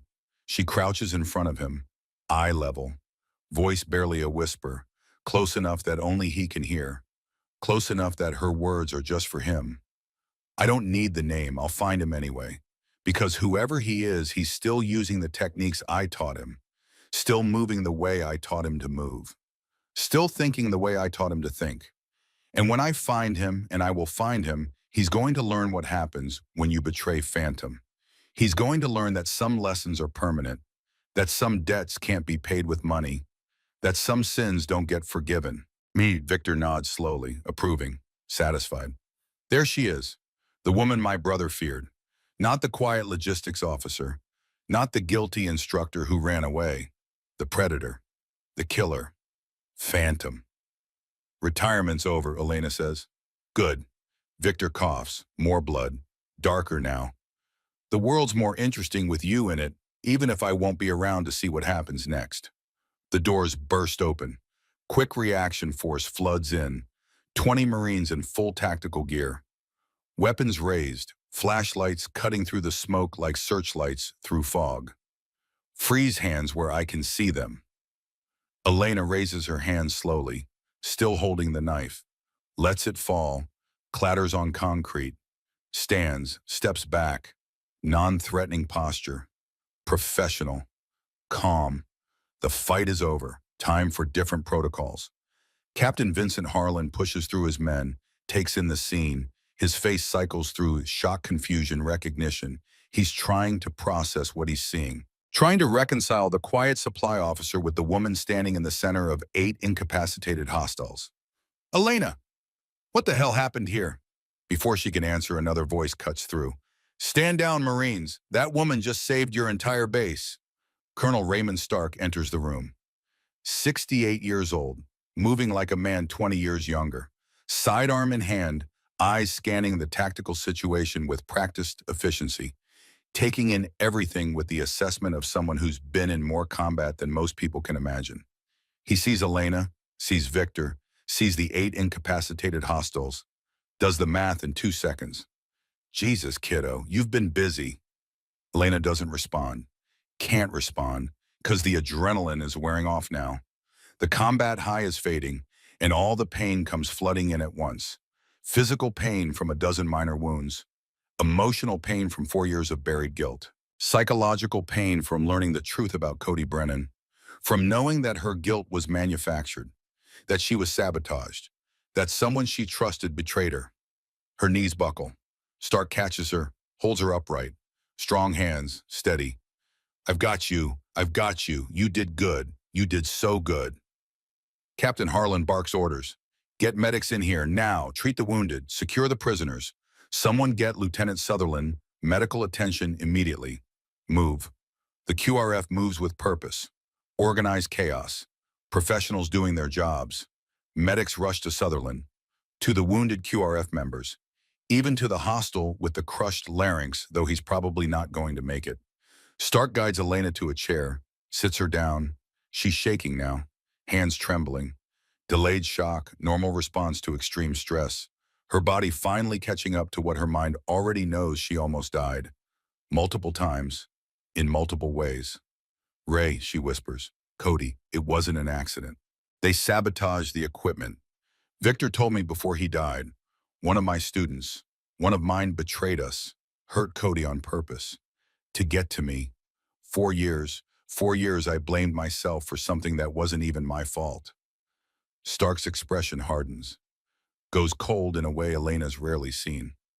We'll find him, whoever he is. We'll find him and we'll make sure he answers for it. For Cody, for you, for everyone. It's not my fault, Elena continues, voice breaking. 4 years of dammed up grief flooding through the cracks. 4 years. 4 years I blamed myself. 4 years I hid. 4 years I let guilt destroy me. And it wasn't even real. It was murder, an attempted murder through proxy, using my student as bait, as ammunition, as a weapon against me. Elena, look at me. Stark's voice is firm, commander voice, the one that cuts through panic and confusion and brings people back from the edge. Look at me. She does, meets his eyes, sees compassion there, and pride, and something that might be vindication. You didn't hide, Stark says. You survived. Survived long enough to find the truth. Survived long enough to protect your team tonight. Survived long enough to become Phantom again. That's not hiding, that's enduring. And enduring is the hardest thing a warrior can do. Medics arrive at Elena's position. Start trying to treat her wounds. She waves them off. I'm fine. Treat the lieutenant first. He took a bullet meant for me. He's priority.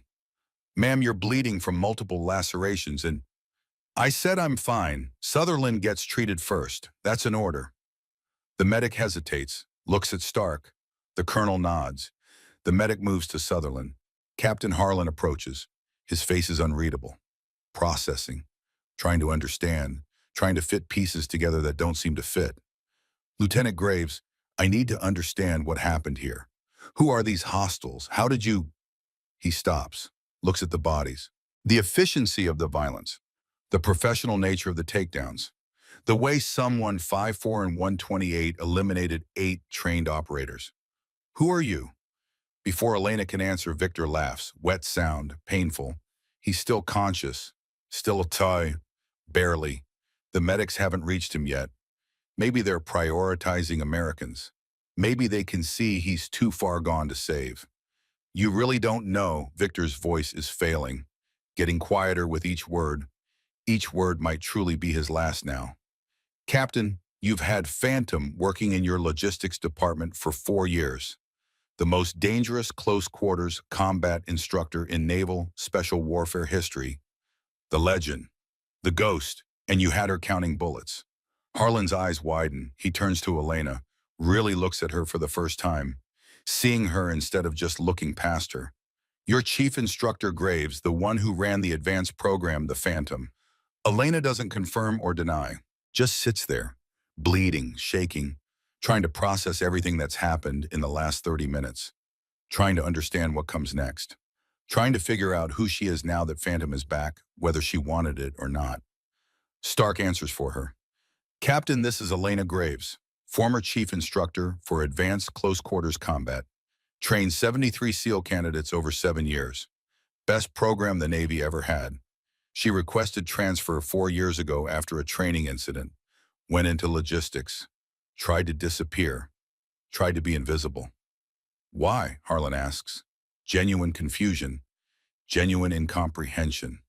Guilt, Victor whispers from his position against the wall, blood pooling beneath him now, life draining away with each heartbeat. Same reason I came here. Same reason this all happened. Guilt and revenge and the things we do when we lose people we love. Except her guilt was manufactured. Mine was real. And now I'm dying while she lives. Funny how that works. Funny how his breathing stops. Just stops.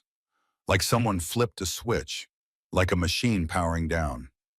The medics rush over, work frantically. Chest compressions, emergency procedures. But it's theater. Victor Volkov has been dying since 23:20 hours. Just took 33 minutes to finish the job. Time of death, 23:53 hours. 7 minutes before midnight. The room falls silent except for the sound of tactical radios and distant sirens and wounded men breathing. The smell of blood and cordite hangs heavy.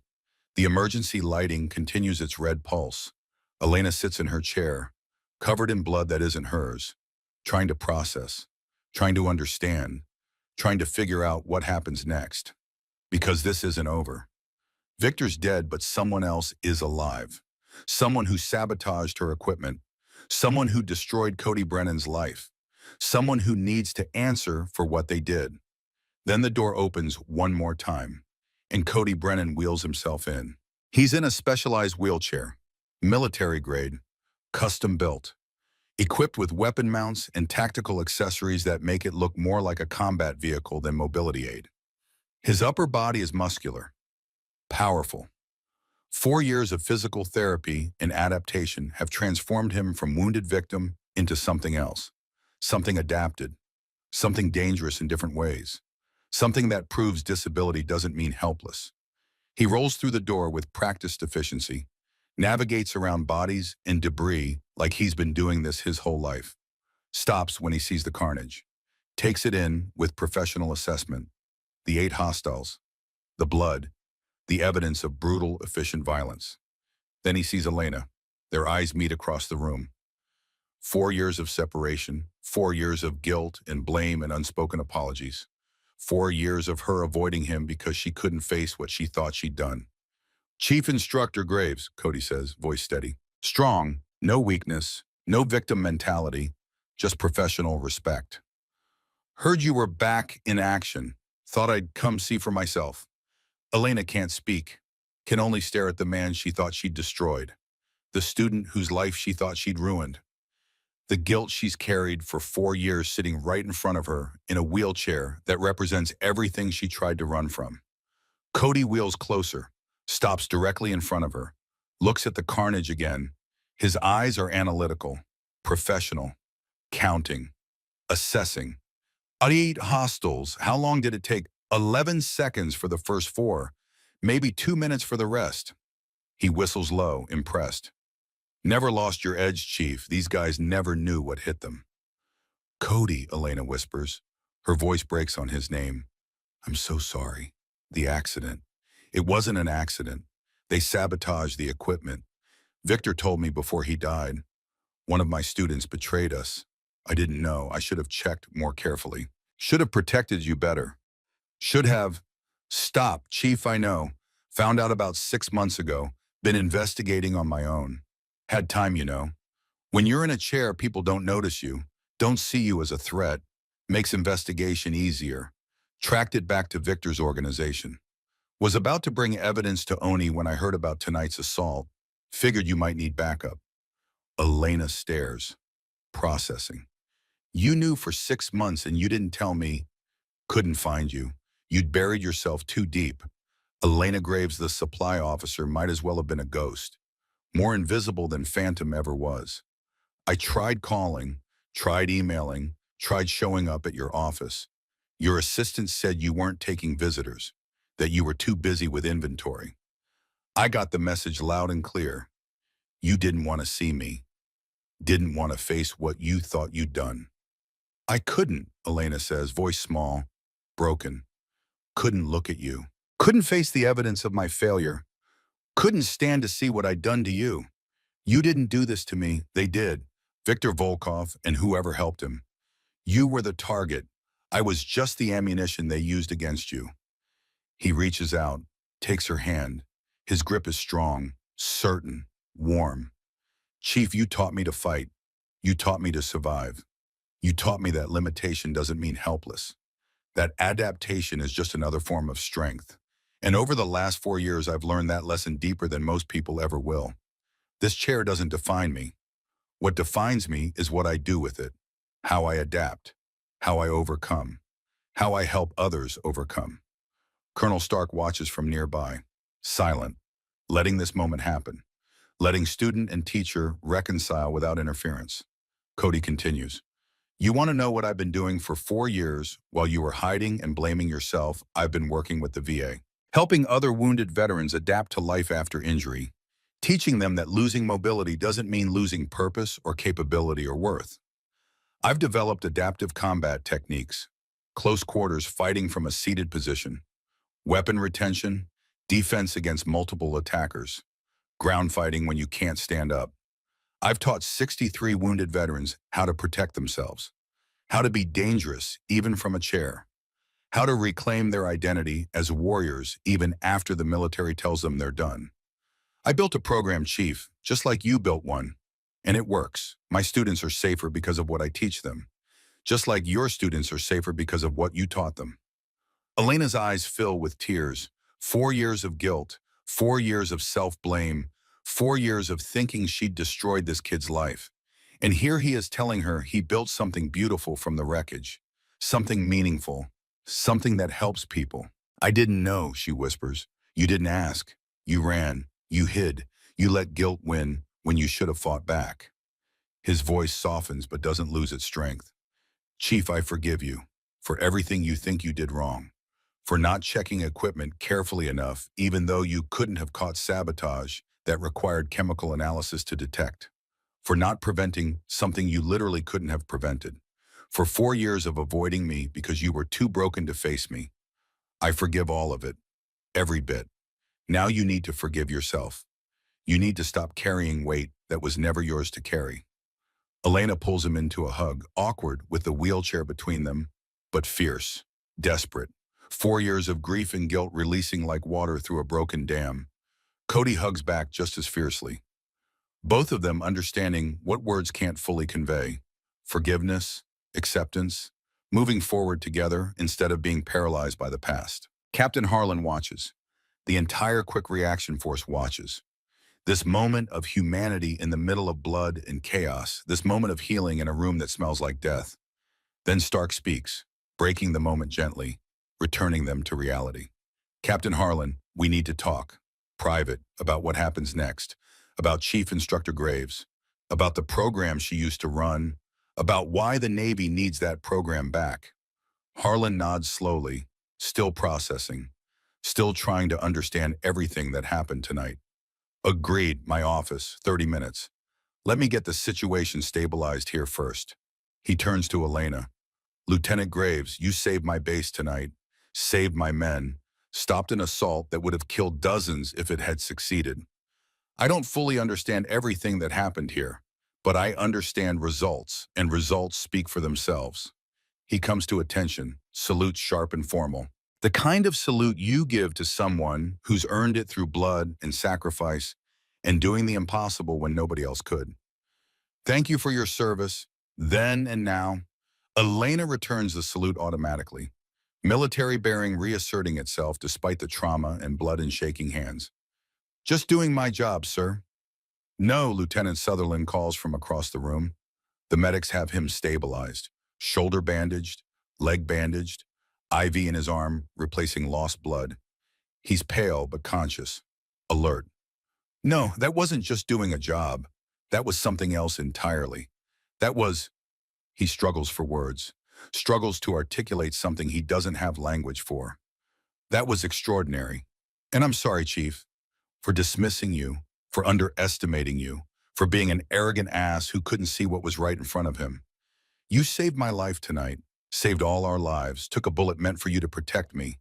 That kind of courage, that kind of sacrifice. I'll never forget it. Elena nods slowly, acknowledging the apology, not quite accepting it yet because acceptance requires energy she doesn't have. That will come later, when the adrenaline fully fades, when the shock wears off, when she can think clearly about everything that's happened and what it means for her future. For now, she just sits, bleeds, breathes, and slowly begins to understand that retirement is over whether she wanted it or not. That Phantom is back, whether she likes it or not. That whatever happens next, she's not hiding anymore. Can't hide anymore. The cat's out of the bag.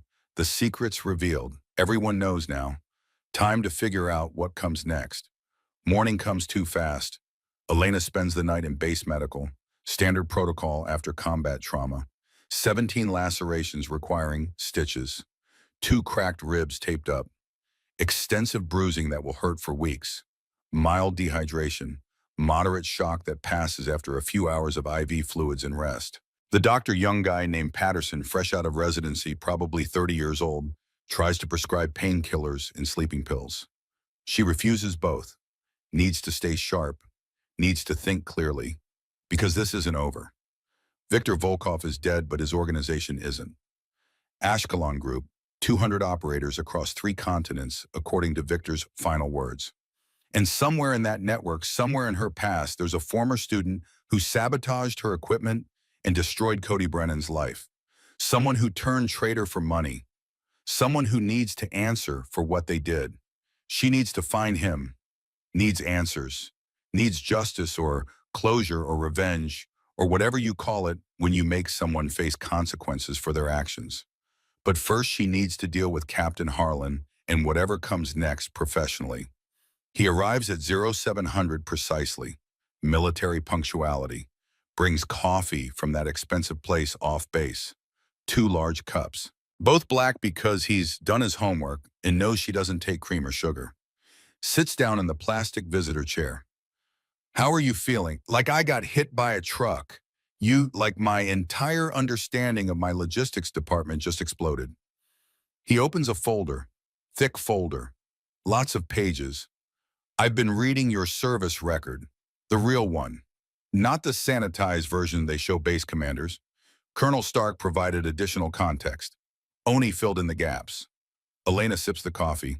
It's excellent, too good for hospital visiting hours. And I'm an idiot for not seeing it sooner. 7 years running the most effective close quarters combat program in naval special warfare history. 73 graduates. Statistical analysis shows your students have 43% higher survival rates in close combat situations than operators trained through standard programs. 43%, Elena. That's not luck. That's not good training. That's excellence bordering on miraculous. Was excellence. Past tense. I walked away 4 years ago because you thought you'd failed a student. Except now we know you didn't fail anyone. You were sabotaged, targeted, used as a weapon against yourself. Harlan leans forward, intent. Elena, I'm reactivating the Advanced Close Quarters Combat Program. Full funding, expanded mandate, new facility, everything you need, and I want you to run it. No. The word comes out flat, final, non-negotiable. Harlan blinks, clearly not the answer he expected. No. I'm not qualified anymore. 4 years out, rusty. Last night was survival instinct, not professional competence. You need someone current. Someone who hasn't spent half a decade hiding behind Excel spreadsheets. Someone who was as current as you were last night, Harlan counters smoothly. Elena, you took down 8 hostiles in under 3 minutes, with improvised weapons, while protecting wounded teammates, while being shot at. That's not rusty. That's muscle memory, so deep it survives 4 years of dormancy. That's skill so fundamental it can't be erased. That's trauma response. Fight or flight. That's not teaching. Then relearn teaching. Take a month. Retrain. Get back into form. Work with Colonel Stark. Work with Cody Brennan. Build something better than what you had before. But do it, because the Navy needs this program. My base needs it. Those 4 QRF members who died Tuesday night, they died because they didn't know how to fight without rifles. Because nobody taught them what you taught 73 other men. How many more have to die before we fix that? Elena stares at her coffee, sees the 4 dead QRF members reflected in the dark liquid, sees all the ways violence ends lives when people aren't prepared, when training doesn't cover close quarters, when rifles fail and you're 6 inches from an enemy and you don't know what to do. I'll think about it. I need an answer by end of business today. Then you'll have one. Harlan stands, leaves a second folder on her bedside table, thicker than the first. That's everything we have on Ashkelon Group. Oni compiled it overnight. Names, locations, known associates, financial records. The whole network laid bare. Thought you might want to do some reading. Help you think about the future. Help you decide what comes next. He leaves. Elena opens the folder. 53 pages of intelligence reports. Satellite photos showing training facilities in Bulgaria, Serbia, and UAE. Financial records tracing money through shell corporations. Known operators with their photos, real names, aliases. The entire structure of Viktor Volkov's organization laid bare in bureaucratic detail. She starts reading, looking for one name, one face, one connection to the man who sabotaged her program. 3 hours later, she finds it. Not a name, not a photo, but a pattern. An absence that speaks louder than presence. A hole in the data that tells a story if you know what questions to ask. Marcus Webb, trained in her 2019 class. Good student according to her teaching notes. Solid, reliable, never outstanding, but never problematic. The kind of student who graduates without fanfare and goes on to have a steady career. Quiet kid from Pennsylvania. Ask good questions, learn fast, nothing special, nothing memorable. Exactly the kind of person who could disappear and nobody would notice. Disappeared from naval records in October 2021, 6 months after Cody's accident. No forwarding address, no contact information, no discharge papers. Just gone. Like smoke. Like a ghost. Oni has him flagged as person of interest in 3 separate investigations. Arms trafficking, unauthorized disclosure of classified information, association with foreign military contractors, but no concrete evidence, no confirmed sightings, no arrests, just suspicion and patterns and the kind of circumstantial connections that mean something but don't prove anything. Ghost. Elena memorizes his face from the service photo. 31 years old when the photo was taken in 2019. Would be 32 now in 2025. Brown hair, brown eyes, 5'10", 170 pounds. No distinguishing marks, utterly forgettable. The kind of face you'd walk past in a crowd and not remember 5 minutes later. Perfect contractor material. She keeps reading, finds more absence. Marcus Webb's name doesn't appear in Ashkelon Group rosters, doesn't show up in financial records, doesn't exist in the carefully documented structure of Victor's organization, which means he's deep cover, operating under alias, too valuable to expose in normal operations. Or it means he's not part of Ashkelon at all. Means Victor hired him for one specific job, sabotage the equipment, hurt the instructor, collect payment, disappear into whatever hole contractors disappear into when the job's done. Either way, finding him will be difficult, maybe impossible. But Elena Graves didn't spend 7 years teaching Navy SEALs to give up when things got difficult. She taught them to adapt, to persist, to find ways around obstacles. Time to practice what she preached. Colonel Stark visits that afternoon, brings lunch from the commissary, sits down, waits for her to finish reading, doesn't interrupt. Just presence. Found something, he finally asks.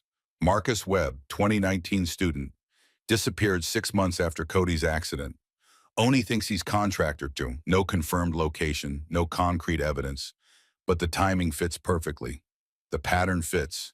The absence fits. You want to go after him. I want to find him, make him answer questions, make him face what he did. That's Oni's job.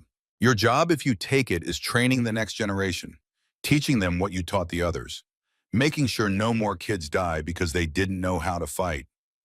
Can't do both. Stark smiles knowingly. Probably could, but you shouldn't have to. Let the intelligence community handle Marcus Webb. You handle making sure his betrayal doesn't happen again. Make sure the next 73 students stay loyal. Make sure they understand what honor means, what integrity means, what it costs to betray those values. Elena sets down the folder, looks at her mentor, 68 years old, still standing straight, still projecting authority earned over decades, still the man who taught her everything she knows about violence and honor and the space where they intersect. Ray, what if I can't do it? What if I get another student hurt? What if the guilt comes back? What if I'm not good enough anymore? What if you stop asking, what if? Stark interrupts gently but firmly. Elena, fear is normal, doubt is healthy, but letting fear and doubt control your decisions, that's cowardice. And you're not a coward. You proved that Tuesday night when you took on 12 hostiles to protect your teammates. I proved I can survive. That's different from proving I can teach. Teaching is just survival with lesson plans. You know this, you've always known this. The only question is whether you are brave enough to try again. Brave enough to face the possibility of failure. Brave enough to risk another student getting hurt in pursuit of making all of them safer. Elena looks out the window, watches afternoon PT, young sailors running in formation, learning discipline, learning teamwork, learning the basics that might keep them alive someday. But basics don't save lives in close quarters. Advanced techniques save lives. Phantom's techniques, her legacy that she tried to bury. If I do this, Elena says slowly, carefully, I do it my way. No oversight. No bureaucratic interference. I teach what needs teaching, not what looks good in reports. And if command doesn't like my methods, they can find someone else. Done. I want Cody Brennan as my assistant instructor. He might be in a wheelchair, but he knows the techniques. And he's living proof that disability doesn't mean helpless. That adaptation is strength. That overcoming is possible. Done. And I want full access to all intelligence regarding Marcus Webb and Ashkelon Group. If I'm teaching operators to fight, I need to know what threats they're facing. Need to understand how my own techniques are being used against us. Need to close that vulnerability before it kills more people. Stark hesitates. This is the hard one. That's complicated. ONI doesn't typically share operational intelligence with training instructors. Compartmentalization. Need to know security protocols. Then make me more than an instructor. Make me a consultant, a liaison, a specialist. Whatever bureaucratic title lets me see the files. Because if one of my students is turned traitor, I need to understand why. Need to identify the vulnerability in my screening or my program or my teaching. Need to make sure it doesn't happen again. I'll see what I can do. Not good enough. Get it done or I walk. This is non-negotiable, Ray. I won't teach blind. Won't train students without understanding the threats. Won't build a program that has the same weaknesses as before. Stark's smile widens, genuine, proud. There she is. There's Phantom. Welcome back, kiddo. Elena gives Captain Harlan her answer at 1600 hours, in his office with Colonel Stark present as witness. Yes, I'll do it. I'll restart the program, on my terms, with my conditions, starting immediately. Harlan doesn't hide his relief. Thank you, Chief Instructor Graves. When can you start? Already started. Soon as I get out of medical tomorrow, I'm surveying facilities, planning curriculum, recruiting instructors. First class begins in 2 weeks.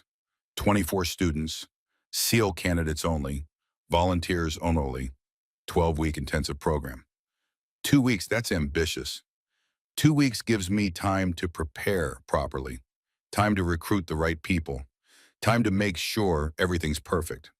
I won't make the same mistakes twice, won't cut corners, won't compromise on safety or quality. About those conditions, Harlan says carefully, the intelligence access. That's going to be difficult to arrange. ONI is very protective of operational information, very rigid about compartmentalization. Then I'll make it easier. I have information they want. I spent 30 minutes in close conversation with Viktor Volkov before he died. He told me things about Ashkelon Group, about their operations, about their plans, about vulnerabilities in their organization. I'll trade that information for access to their files. Fair exchange, everyone benefits. Harlan and Stark exchange glances. Stark nods slightly. Permission. Trust. What did he tell you? Harlan asks. That's between me and ONI. Set up the meeting. I'll provide intelligence. They'll provide access. Everyone gets what they need. Simple transaction. The ONI meeting happens Friday morning. Secure conference facility on base. Elena meets with 2 special agents. The tall, balding one introduces himself as Special Agent Reeves. His partner is Agent Costa. Younger. Intense. Takes notes on everything. Elena spends 3 hours debriefing everything Victor said, everything she observed about the hostile team's training and equipment and tactics and coordination. She holds nothing back except Victor's final revelation about Marcus Webb being the inside man, that she keeps private, personal. That's her hunt, her justice, her closure. In exchange, Oni grants her consultant status, access to classified files regarding Ashkelon Group and any investigations involving her former students, monthly briefings on threat assessments, a secure terminal in her office with encrypted access to relevant databases. It's more than she expected, less than she wanted, but enough to work with, enough to start building the foundation of something better. The facility dedication happens Friday afternoon. They've cleaned up the operations center, but some scars remain. Bullet holes patched but visible, burn marks on walls, reminders that violence visited this place and left its mark. The new training center is different, purpose-built from the ground up. 50,000 square feet of purpose-designed space, state-of-the-art equipment, everything Elena requested and more because Harlan's serious about making this work. Captain Harlan presides over the ceremony. 200 personnel attend. I hereby dedicate this facility the Stark Graves Advanced Combat Training Center. Named for Colonel Raymond Stark, whose 30 years of experience created the foundational techniques, and Chief Instructor Elena Graves, whose 7 years of teaching refined those techniques into the most effective close-quarters combat program in naval special warfare history. Applause, cameras. Elena feels exposed, but Stark whispers, "Get used to it. You're not invisible anymore. That's the point. That's the goal. Visibility means legitimacy, means resources, means survival." After the ceremony, Elena explores her new facility properly. The mat room is huge, 60 feet by 70, padded floors bolted directly to reinforced concrete, no adhesive to fail, just mechanical anchors that would require deliberate sabotage with power tools to compromise. Adjacent rooms for specialized training, knife work, weapons retention, multiple opponent scenarios, ground fighting, everything compartmentalized but accessible. Office space upstairs with a window overlooking the main mat room so she can supervise from above when needed. And on the wall, a plaque in Colonel Stark's handwriting, "Those who understand teach." Elena traces the letters. Something settles in her chest. Purpose, direction, home. She's home again, back where she belongs, even if she tried to run from it for 4 years. "You ready for this?" Cody wheels up behind her. He's been appointed assistant instructor, official position, official pay grade, first adaptive combat specialist in naval special warfare history. No, terrified actually. Good. Fear keeps you sharp, keeps you careful, keeps you from getting cocky. He wheels onto the mat. "Show me something, Chief. Been 4 years. Want to see if you still remember how to teach." For the next hour they work, Elena teaching, Cody adapting and learning. They develop techniques specifically for wheelchair combat, how to use the chair as weapon and shield simultaneously, how to strike from seated position with maximum efficiency. "Monday," Cody says finally, "we're going to save lives." "Monday," Elena agrees, "we're going to save lives." Monday morning, 0500.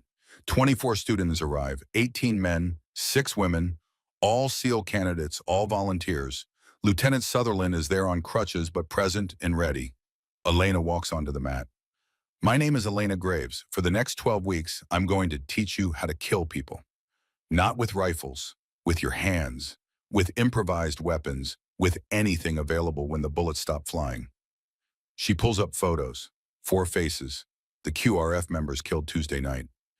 These men died 5 days ago. They were brave, well-trained. They died because they didn't know how to fight without rifles. That's why you're here. So you come home. The class works, 4 hours. By 0900, all 24 students are exhausted but understanding. 3 weeks later, Cody finds Elena. "Chief, about Marcus Webb. I think I found him." He shows her a photo from Belgrade. "Gait analysis matches. It's him." Elena studies the photo. Her former student, the man who destroyed Cody's life. "We tell Oni, this goes through proper channels, but I want to be there when they bring him in." The meeting with Oni leads to Elena boarding a transport Thursday. 14-hour flight to Belgrade. Friday morning 0600, they execute the apprehension. No resistance. Marcus Webb secured. They take him to interrogation. Marcus looks older. "Chief Instructor Graves, been a long time." 6 years. "Tell me, Marcus, was it worth it? Whatever Victor paid you, was it worth Cody Brennan's paralysis?" "That wasn't personal, just business. Volkov paid well, 2 million. All I had to do was create an accident. You destroyed a kid's life. For money. I didn't know who would get hurt. Odds were it would be minor, not paralysis. That was bad luck. You created the conditions. That's on you. Marcus finally breaks. I regret Cody, but I can't go back. Forward into prison, 25 years minimum. You're done. Elena stands. One more thing. Cody forgave you. He's doing better than you'll ever do. He built a program. He helps people. He's a better man than you could ever be. Remember that in prison. She leaves. Gets justice. Gets confession. But it doesn't feel like victory. Just feels like ending. Back at Coronado, Cody asks, do you feel better? No, I thought I would, but it just feels empty. Justice isn't about fixing things. It's about accounting. That has to be enough. Is it enough for you? Cody smiles. I stopped caring about Marcus Webb 6 months ago. I'm doing good work now. That's my answer. The weeks pass. Training continues. March brings graduation. All 24 students complete the program. Sutherland graduates top of class. Chief, he says, thank you. I'll carry these lessons. I'll teach my team. That's my promise. Captain Harlan approaches. Command wants to expand. Double capacity. Make this mandatory for all SEAL candidates. I'll need 6 months to recruit instructors. You have it. Build something that lasts. That night, Elena writes in her journal, 24 graduates. They're ready. They're dangerous. They're capable. More important, they're honorable. That's what I taught them, not just how to kill, why honor matters more than survival. 6 months later, September 2026, the facility has expanded, 4 training rooms, 8 instructors, 48 students. Sutherland returned as instructor. Cody runs adaptive combat program. Stark consults. Captain Harlan finds Elena. Command wants to make this standard for all naval special warfare. 2,000 students per year. Are you ready? Yes, we're ready. Your graduates have participated in 87 combat operations. 0 casualties from close quarters combat. 0. That's all that matters. And what I need is promise that this survives me, that when I'm gone the program continues. It's now institutional, it's permanent, it will outlive all of us. Then I'm ready. Let's change the world. That evening, Elena sits alone, opens her journal. Final entry. September 2026. The program has grown beyond anything I imagined. 48 students this cycle. 2,000 next year. Becoming permanent. Becoming legacy. I started in 2011. 15 years ago, Stark taught me. I taught 73. 4 went bad. 69 stayed loyal. Now hundreds. Soon thousands. Cody forgave me. Marcus confessed. Victor died. Justice was served. But that's not what matters. What matters is students learning. Operators surviving. Warriors coming home. That's legacy. The lives saved. The warriors who return to families because someone taught them how to survive.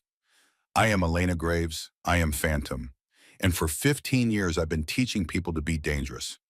Not for violence's sake, for survival's sake, for honor's sake, for the sake of coming home. That's enough. That's everything. That's legacy. She closes the journal, turns off the lights, walks out. Tomorrow she'll return. Tomorrow she'll teach. Tomorrow she'll build more legacy. But tonight she's done. Tonight she's at peace. Phantom has come home, and home is teaching warriors to survive.